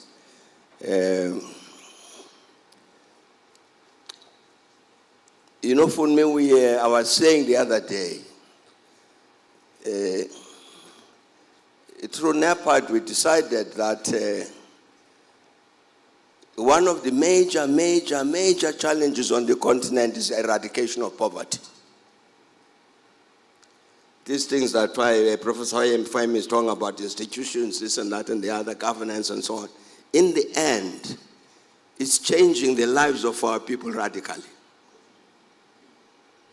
We got to eradicate poverty on the continent. It's a very major challenge. So, African unity, African Renaissance, in the end, this is a product we must get. So we then say, you need capital. You need capital to join with labor and all of that, but capital, where is it going to come from? The self-reliance. So we decide an obvious source of capital for us from within the continent are the pension funds. They got billions and billions and so on. So let's get money from the pension funds to invest in African development in order to defeat poverty. So the process started. And out of the 54, whatever the number of countries were at the time, there were only 2 that contributed. 2. It was South Africa and Ghana. The rest, no. One of them, the fund managers, it actually had some billions of dollars in that pension fund. They said the level of risk on the continent is too high. And therefore, we can't invest these African pension funds in Africa. We'll invest them in the London Stock Exchange. Literally. And that's what they did. That pension fund, I know that fund, which was infrastructure fund, which it was called an infrastructure fund, it still exists. But I'm telling you about the African response to a real African challenge. I'm sure that 90% of us here know this Chinese name, Deng Xiaoping. And the reason we know Deng Xiaoping is because Deng Xiaoping said, let's have an open whatever. What he was addressing, he was saying, correctly, that China does not have the capacity to generate the capital to develop itself. When he said open door, he meant let's attract capital from the rest of the world. That's why China is where it is today. Because he understood that the China as it is with all the size of the population and so on, it did not have the capacity to generate the volumes of capital it would need in order to achieve its objectives. So you had to access this capital from elsewhere, central to the open door policy of China. That's why you find today huge volumes of private capital in the Chinese economy. It was a very correct, very deliberate, very correct decision. Now, and he got the response. Part of the reason they got the response is because of the size of the market in China. There's no sensible business person in the world who did not want to be in the Chinese market with 1 billion people. Somebody said quite correctly that we are very close to China and India in terms of size of population now. But does the continent have that capacity? We don't have enough capital. I'm saying 2 countries only offered capital into this from the pension funds. The continent does not have enough capital to wipe out poverty. We have to go to the rest of the world where the capital is. But do we have the capacity that China had to attract that capital? I don't think we have. These things that Professor Fahimi was talking about. Where's the cohesion of the continent? Where's the sense of a common direction? This thing, when you were saying that, you see, you can't separate solidarity and sovereignty. These things are related. But in many instances, we're sovereign, sovereign, sovereign, my country, my country, my country. How do you want to subtract me? You take me away from the rest of the Africans. I can't, I'm going to fail. I'm going to refuse. Because I'm very much part of these Africans. Without these Africans, I'm going to fail. So that definition of the relationship between the solidarity and the sovereignty is very, very important. But do we have the political capacity in the continent to develop it so that when we say open door policy in Africa because we want to eradicate poverty, capital will come. It will only come if we define ourselves in a particular way. So long as we define ourselves as these different fragments, each one thinking that can survive on its own, then we're landed with this problem of poverty forever. So I hope that you are going to ask them to answer the question. Really, what practically, what do we do? The problem of poverty in South Africa is very deep and very entrenched, massive. And it's typical of the whole of the continent. We're faced with the same challenge. I'm saying you should ask them how to solve the problem. Thanks. Thank you. Thanks, Mr. President. And I see a second hand in the room. I'm looking as far. So number 1 here, number 2 here, white sleeve, I see you, woman, yes? I want a woman from that side, and I've seen her. I'll come back. Thank you. You've heard what the president said. Think carefully. Reflect. Please reflect on what you heard. But let me try to simplify the question for you. You've already heard a lot from Mr. President. What do you see as the strongest unifier in Africa? We're talking about the unity of the country. What is the one thing that unifies us? So we know the one thing that we have in common. Poverty is not the preserve of one single state or one single group of people. Right? Across the continent of Africa, we have not managed to eradicate, poverty. What is it that unifies us? What is the one factor you think can unify us? apart from that we have in common? Or, let me also give you an option. Second person, think about what fragments us the most. What did you hear? Yeah. Thank you so very much. My name is Oliver Chikosoro. I'm representing Global Offsetters. Thank you, Your Excellency. I meant to comment partly on what you have alluded to. The first one is that as a continent, in order for us to be able to have economic growth, we have to unite. And I know you are passionate about that. But we also have to capacitate our people in order for us to grow our economy. My question to you will be, are we progressing? Before I answer you, are we progressing as a continent? The last one is that Prof touched on industrialization, value addition to industrialization, and you touched on where are we going to get the capital to be able to allow industrialization and to grow our economy and create jobs for our people.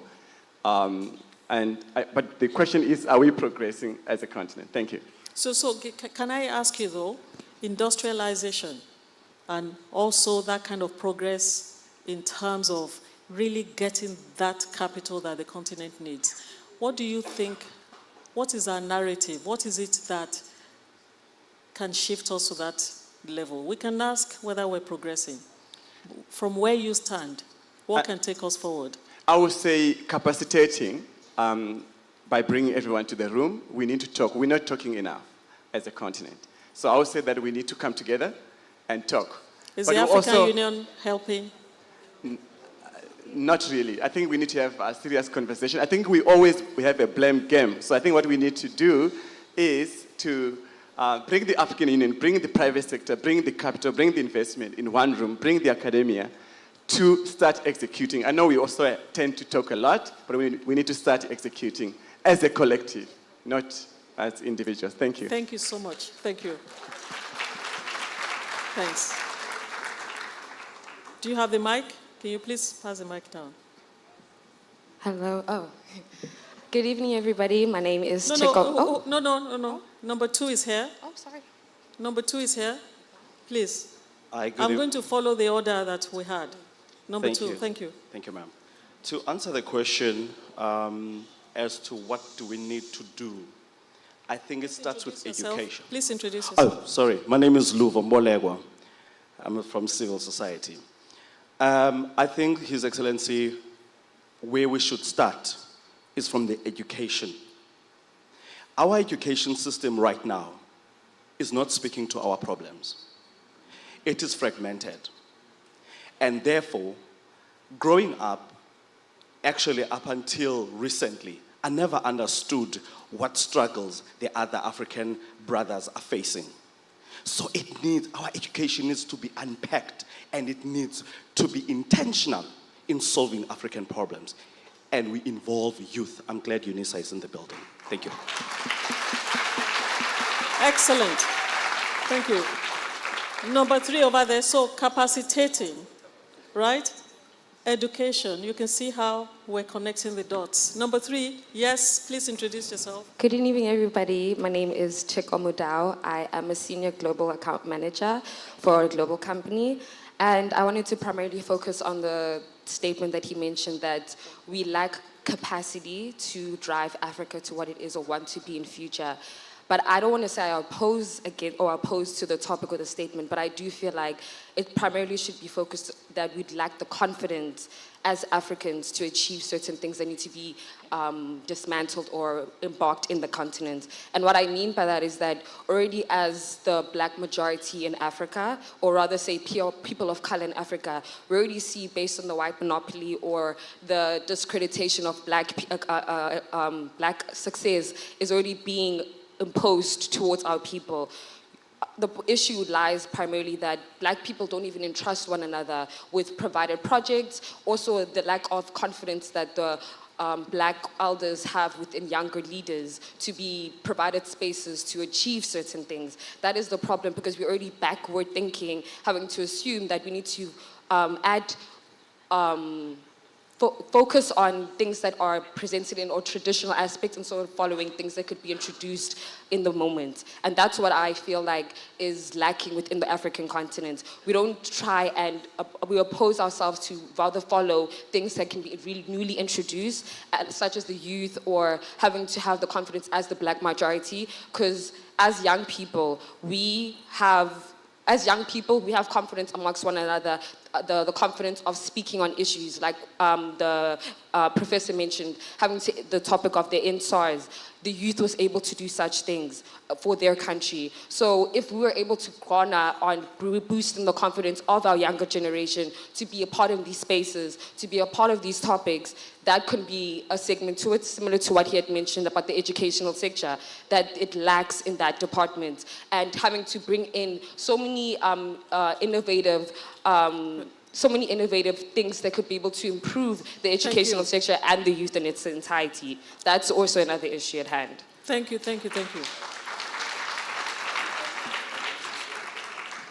So can I summarize? So I need people, when you are asking your question or at least making your statement, make it short, sharp, so that we can hear you.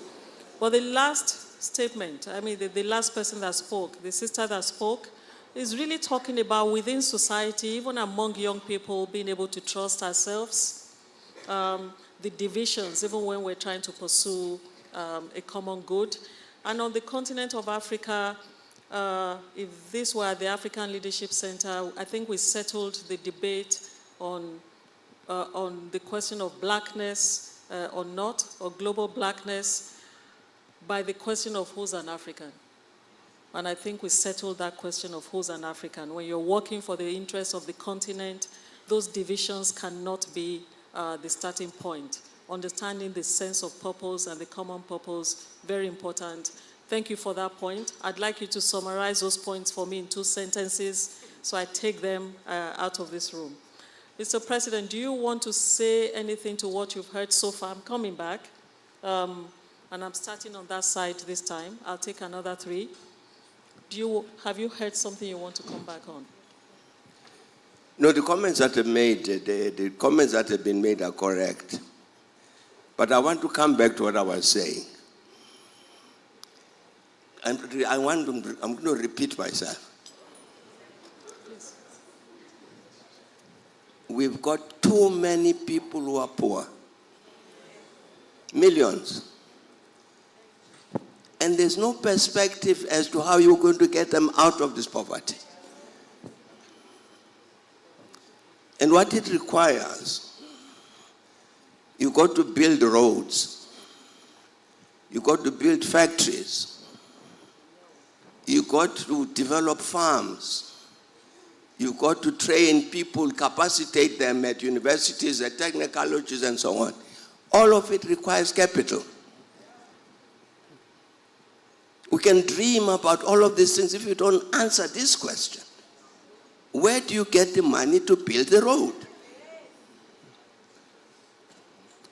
Let's try and answer it. I'm trying to follow what Professor Fayemi was doing. I was saying he was being very specific. What are the actual concrete challenges we're facing, and what should we do about them?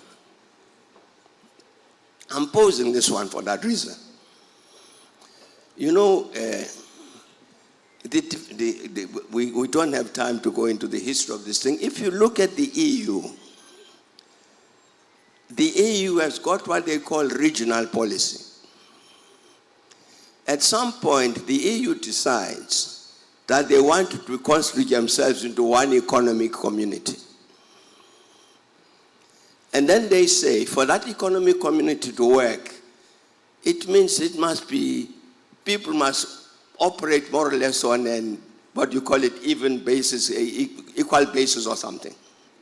The consequence of that was that they then took a decision, a very correct decision. You can't ask a poor Portugal to compete against Germany. You say that in the same market, you can't. It's wrong, it's unfair, it can't happen. So what are we going to do? We're going to transfer resources from the rich country, Germany, to the poor country, Portugal. That's how the EU has developed. Because you couldn't have that common market without those capital transfers from the rich to the poor. I'm saying, how does the continent access this capital? Repeat what the Europeans have done. There was a meeting of the World Economic Forum in Abuja, I don't know, 7-8 years ago. And the Premier of China came and addressed that meeting. I was at the meeting.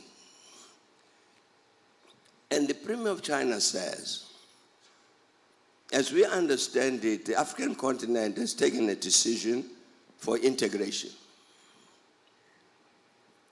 Important, that's a very important decision, which is going to require roads, it's going to require seaports, airports, all of that. And he said, at this moment, China has got overcapacity in all of these fields. We're offering the African continent, we're ready to come and work with you. Let's build the roads and the rails and this and that to integrate the continent. Nothing moved, nothing happened. There was not a single inch of taken by the African Union. The Chinese were offering, they were saying, you're saying integrate the continent. We've got the capacity. We're ready to work with you. Nothing happened. That's why I'm saying, here is a very, very practical question. The capacity is very, very much part of that development, obviously. And that common purpose and the self-identification, what is it that unites us as Africans and says this is what we want to do together, obviously. But there's very, very many practical African questions which we're refusing to answer. We live at a general plane. We like making general statements. Why don't we get to the specifics? How do we get to this damn thing? That's what I'm saying. Can they please answer this question? Thanks. Mr. President, and I'm so sorry. I really, really am sorry. We're going to need to bring this to a close soon, very, very soon. So I'll only take one question from that side and another from this side, and I'll probably look towards the back. And I'm sorry, I'm not very popular right now, but the broadcasters have to finish. And I really am sorry about that. From that side, well, since you stood up. Yes, I already have the mic. Since you stood up. Yes. The man in the black suit. I already have the mic. Excuse me? I already have the mic. I've been given a mic. I'm sure he will allow you. Yes. But please, snap it. 30 seconds, 10 seconds, please. Please. My name is Peli Sankomo. I'm a development economist. I currently do advisory work on the Sovereign Wealth Fund. Several things that the president is raising. I think the first issue is the quality of leadership. Quality of leadership which will allow us to make it sure that we build stable communities. The second component is vision. The third one is moving away from a nationalistic interest, which we've seen a lot in our regions and in the continent, and thinking about looking at actually cross-border value chain creation, but also breaking down the homogeneous nature of our economies. Thank you, thank you, thank you so much. Thank you, I appreciate it. Yes. At the back? Sorry, I'm on the side. I'm here. Hello. Please give it to that man at the back. Who is the person who says I'm here? Where is, yes, okay. Who said I'm here?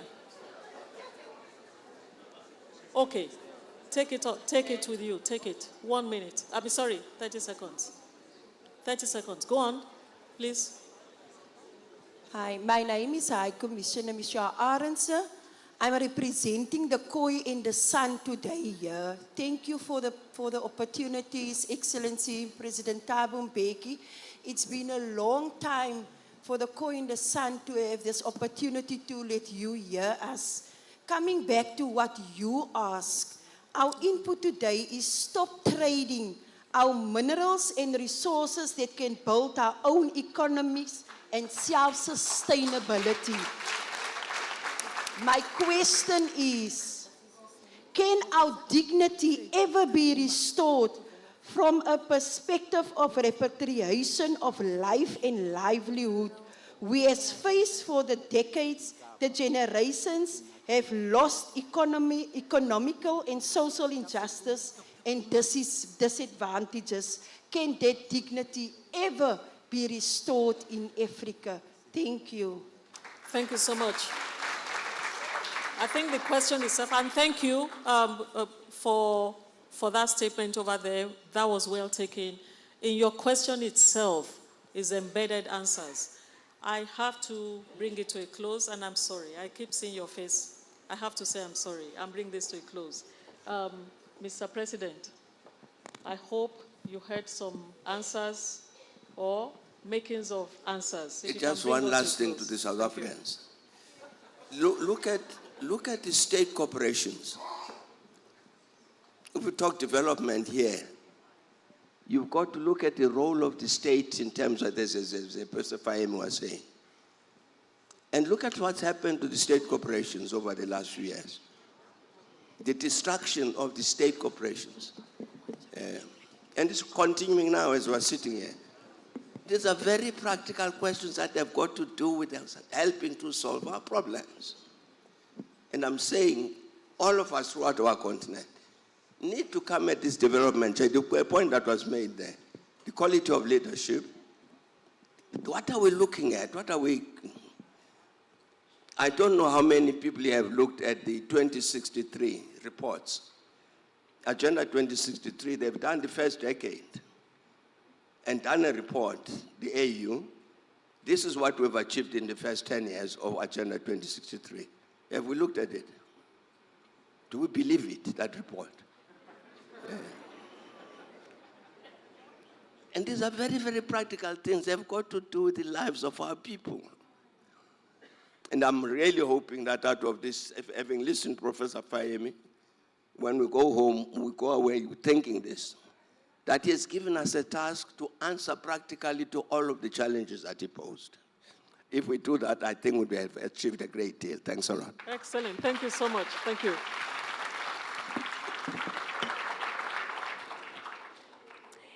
Please, let's give them a warm round of applause.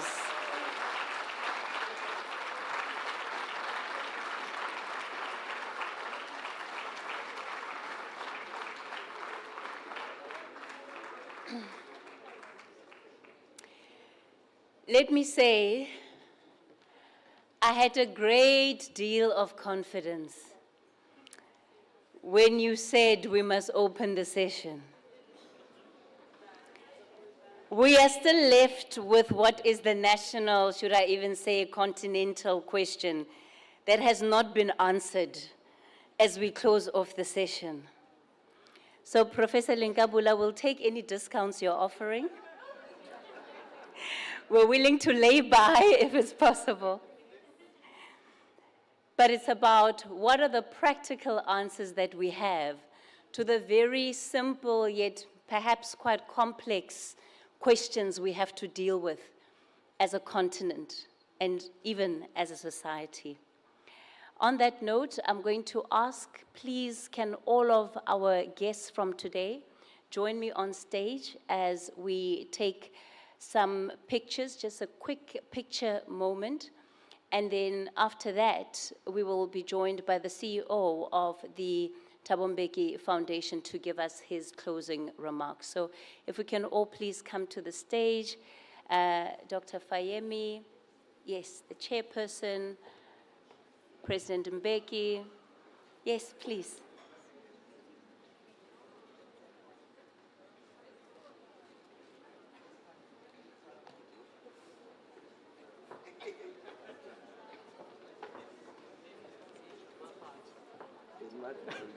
It could be.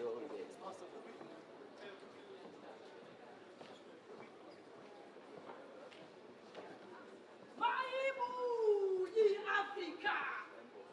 This is our Africa! The Africa yethu lena! Enkosi sizeni mnyama! Enkosi nyana kaKhoveli! Enkosi nyana kaNongaka! We-16 years ago, when our Kalale Foundation, ukuze sibe lapha namhlanje, sithatha le-Afrika yethu! We-Afrika engakisayo! Sithatha le-Afrika enkulu! Yani namazwe amahlanu nesine! Lithi i-Afrika hlanganani! Lithi i-Afrika unite! Thandanani mo-Afrika!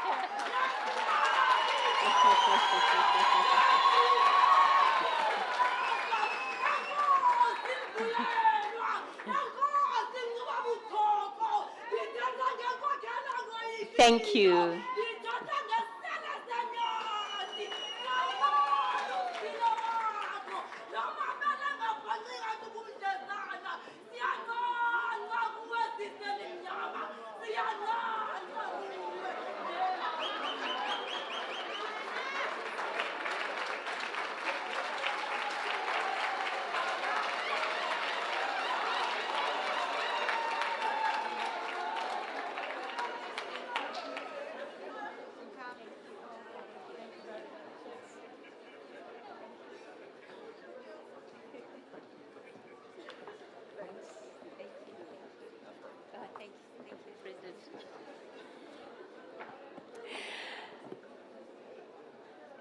Thank you for that.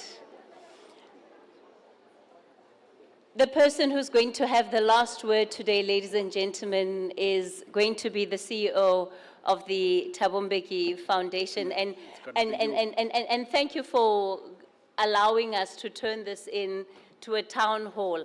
I hope you're not going to want to have a chat with me later about taking liberties on your platform. No, it will have to do with the reduction of salaries.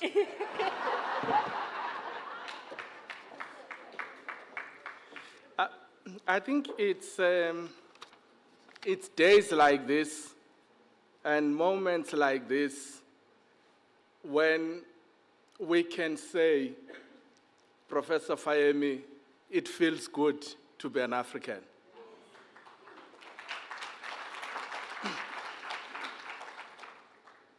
For us as a foundation, these events are not just events. These are gatherings for a call to action. I've seen professors here from Stellenbosch and others from Walter Sisulu and others from UNISA. I wish they can take this lecture and say practically, how do we use this lecture as a center of teaching? So my friend there from Zambia sent me a note, and he was saying there's a very dangerous way of teaching history in South Africa by all universities. And he says not just it's not relevant, but it's regionalistic. The universities in Limpopo are talking about Limpopo. The universities here are talking about this area, etc., etc. So we don't even have the understanding of the history of South Africa. And let me say this boldly, Professor Lenkabuli. We had a discussion in Parliament yesterday. One of the clearest revelations in that discussion is very, very high-level people of South Africa who do not know South Africa. And many of them are teachers of our children. So what Professor Fayemi has done here, it's this action that we must reverse that. Spend time to understand this country and its location in the rest of the continent. But Katie, thank you very much for doing what you're doing. I was very worried because amongst these journalists that we must honor, who takes interest in our continent, there are very few of them. We had amongst us Miranda Straydom. We have lost her. She took a very, very serious interest in what is going on in our continent. I got very worried when I learned from SABC that Sophie Mukwena is retiring. And I said, there we are losing somebody that can reflect this continent in its authenticity to us. And I suspect you must take that responsibility and make sure that the younger journalists will not rely on New York Times, on Financial Times to learn something about our continent. But I must thank the people of Cape Town. I wasn't sure about this idea, Lupi, of being in Cape Town. I don't trust people here.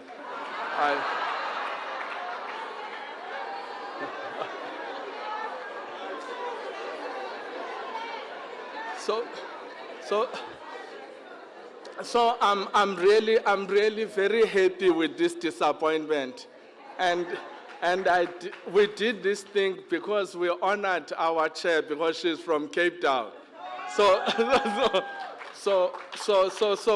But I really want to thank people of Cape Town. So when this thing happened, another activist of the ANC here, Sabelo, said, are we supposed to pay? I said, no, Sabelo, bring as many other activists as possible. You don't have to pay. So I can actually say that the people of Cape Town are interested in this conversation. It's important, colleagues, so that we dismiss this notion of the possibility of cessation of this province from the rest of the continent.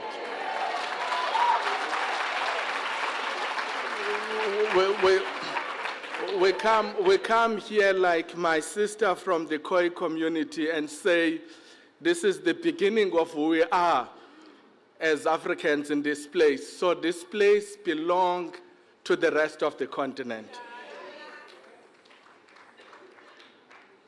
But I must say thanks to the colleagues and the CEO of Outer NEPAD for kickstarting these conversations on the Africa Day this week.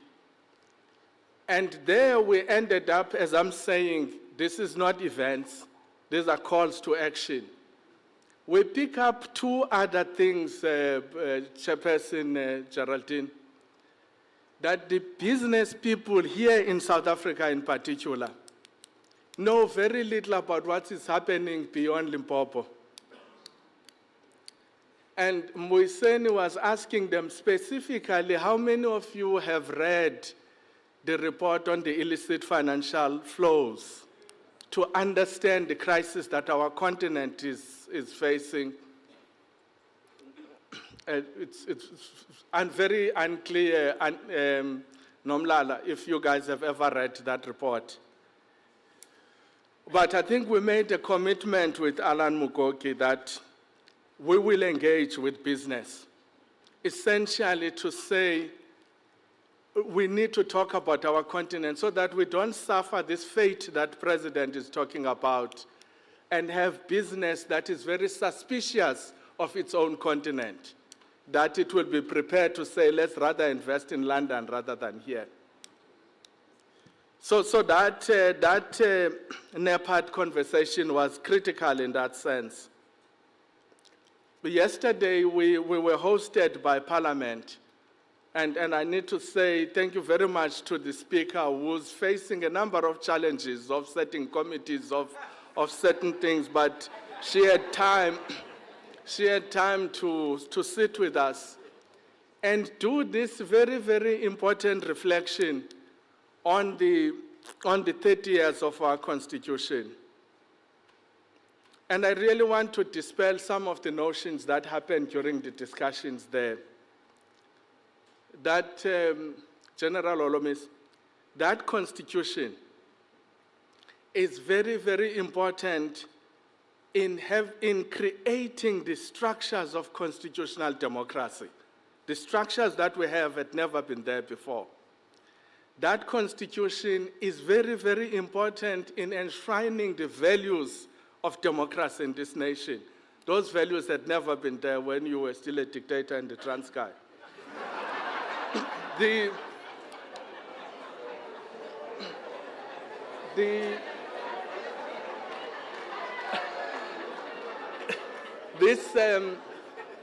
This Constitution had never had entrenched Bill of Rights that guarantees freedoms and liberties. It has displaced the apartheid colonial hegemonic structures. And I suspect those apartheid hegemonic structures, unless we become foolish, are permanently destroyed. It has destroyed the idea that being black and poor is a crime. And even worse, if you are black, poor, and you complain, is a treason. So anybody, Professor Lenkabule, that says this Constitution is un-African or un-Azanian, he's not talking about this Constitution, he's talking about something else. Anybody that says this Constitution needs to be shredded, that person belongs somewhere else, not in this journey of civilizing our country and our continent. But there is no doubt that some of the difficulties, economic difficulties that we have faced, might have caused cynicism. But that cynicism must never allow us to disown what our ancestors have bestowed on us, which is the achievement of this glorious document that becomes the inheritance of our long struggles. So thank you, Professor Fayemi, for this intellectual feast that you have provided to us. It's in front of us, and I think we must take it and use it, not to say you spoke well, but about the challenges you pose on us. What do we do with those challenges? You know, President, I delivered the invite to Professor Fayemi in Nigeria. I sent that invite. I had not opened I said, this is what President Mbeki, this is what is he saying? He said, you must come and deliver the lecture in South Africa. And he said, I'm coming. I said, but you haven't read the letter. So he said, without reading the letter, that's a command. That's our responsibility to this continent.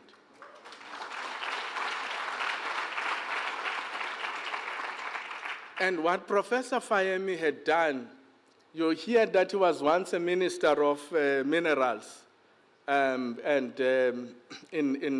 that place, Nigeria. He was a governor of the state. But what he has done with his pension, I suspect, he has built a resort. And that resort supports an institute which is called Amandla Institute. It's Amandla Institute outside Lagos. The reason building that Amandla Institute, Professor Fayemi is collecting the thinkers and the actors in Africa whose preoccupation is to think about our continent and to find solutions. So the things he was talking about here are not just intellectual stuff. It's the practical work that he has undertaken. I've been recruited into that institute. And President Mbeki, we are planning to launch a council which is going to work alongside the AU to be critical partners of AU, neither to be the lapdogs or the watchdogs of the AU, but to say, beyond those leaders you see in the AU, there are other interested Africans who are interested in the development of the continent. Those are the people that Professor Fayemi is galvanizing in his retirement. So thank you for that.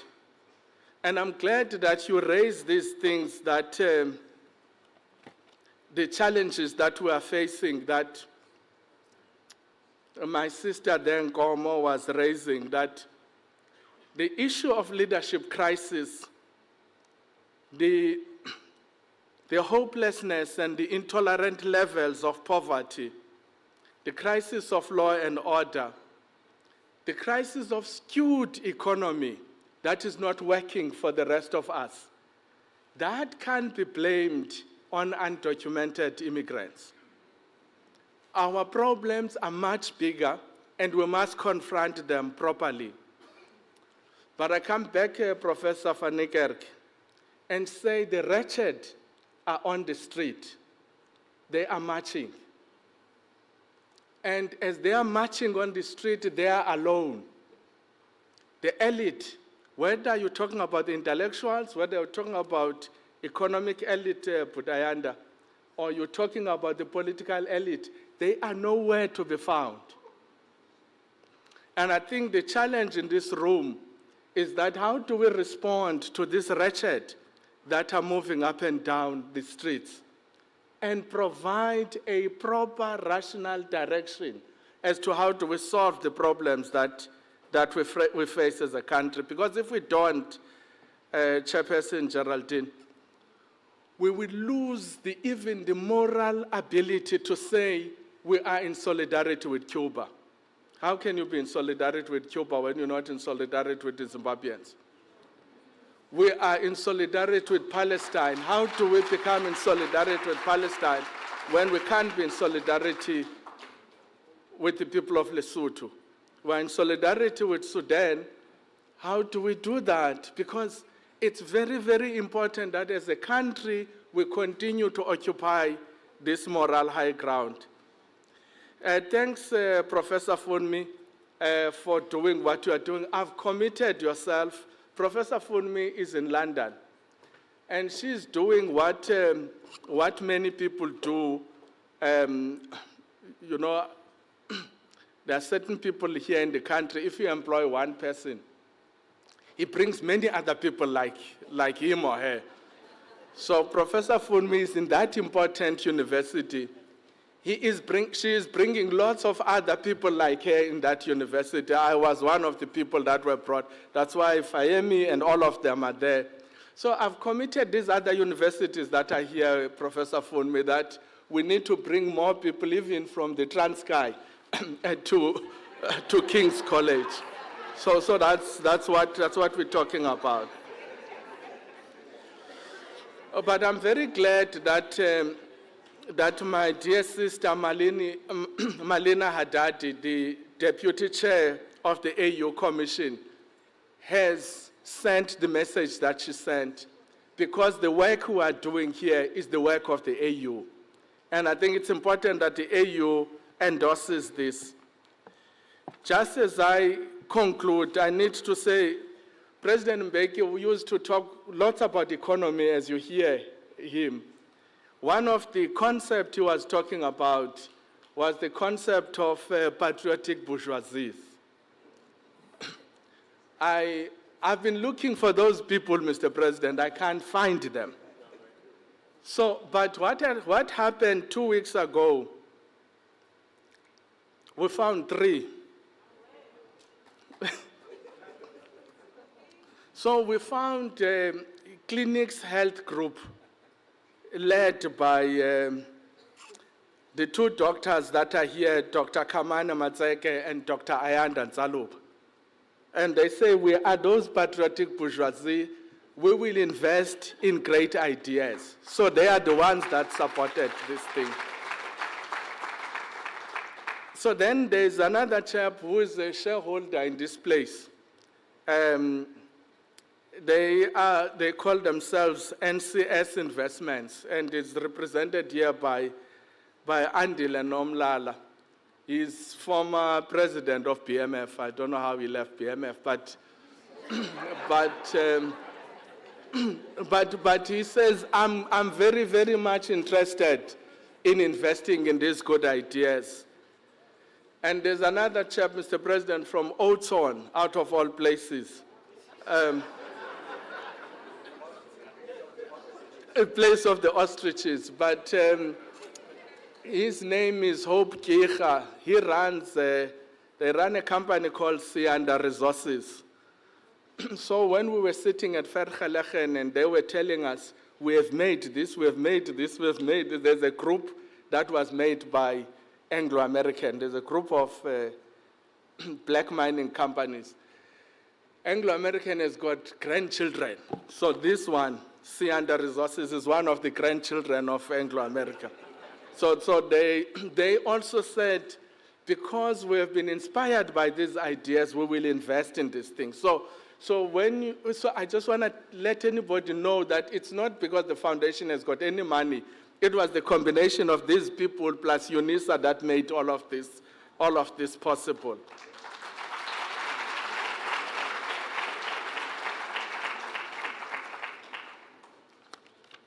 But in the end, the organization and production of this thing and the galvanization of the UNISA team and the TMF team has been done very ably by a boy from Woma Township in Port Elizabeth, Luphumlo Ngaisa.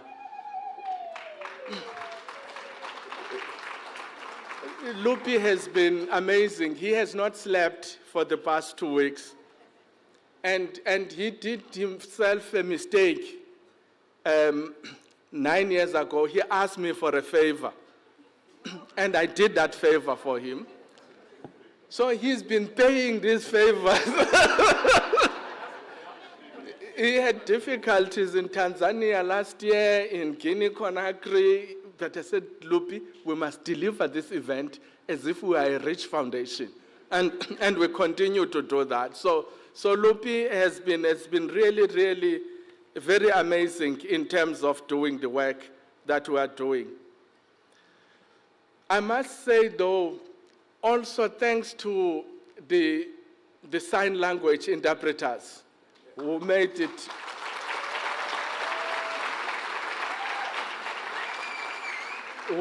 possible that this thing we're talking about do not end up amongst only you that are able-bodied and make sure that all our society can understand what we are doing. So as we conclude this program, it's correct to say we will be with about 5 schools in Milnerton on Monday, because we think it's critical that we start engaging the learners about this continent. And we will try and deal with the student and youth at the UNISA campus in Paro in the afternoon, because I think that investment on young people is critical. But I must say thank you very much to each and every one of you present in the room and those that are watching at home. And I think all of us must declare that Africa is more than a place on a map.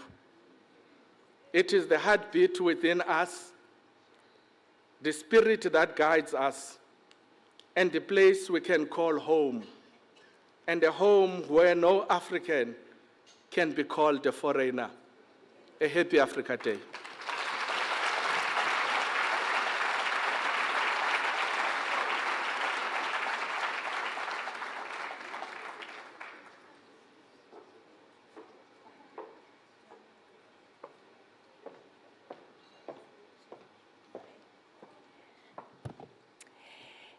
Ladies and gentlemen, we have officially come to the end of our proceedings for today.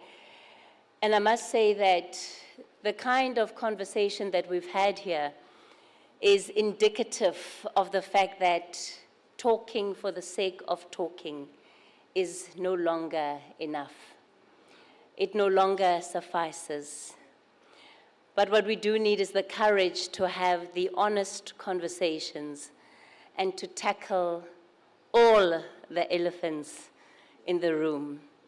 We can agree that there are multiple elephants in the room. On that note, I also want to say, begrudgingly so, but I took myself there, it looks like Paris has ended the drought.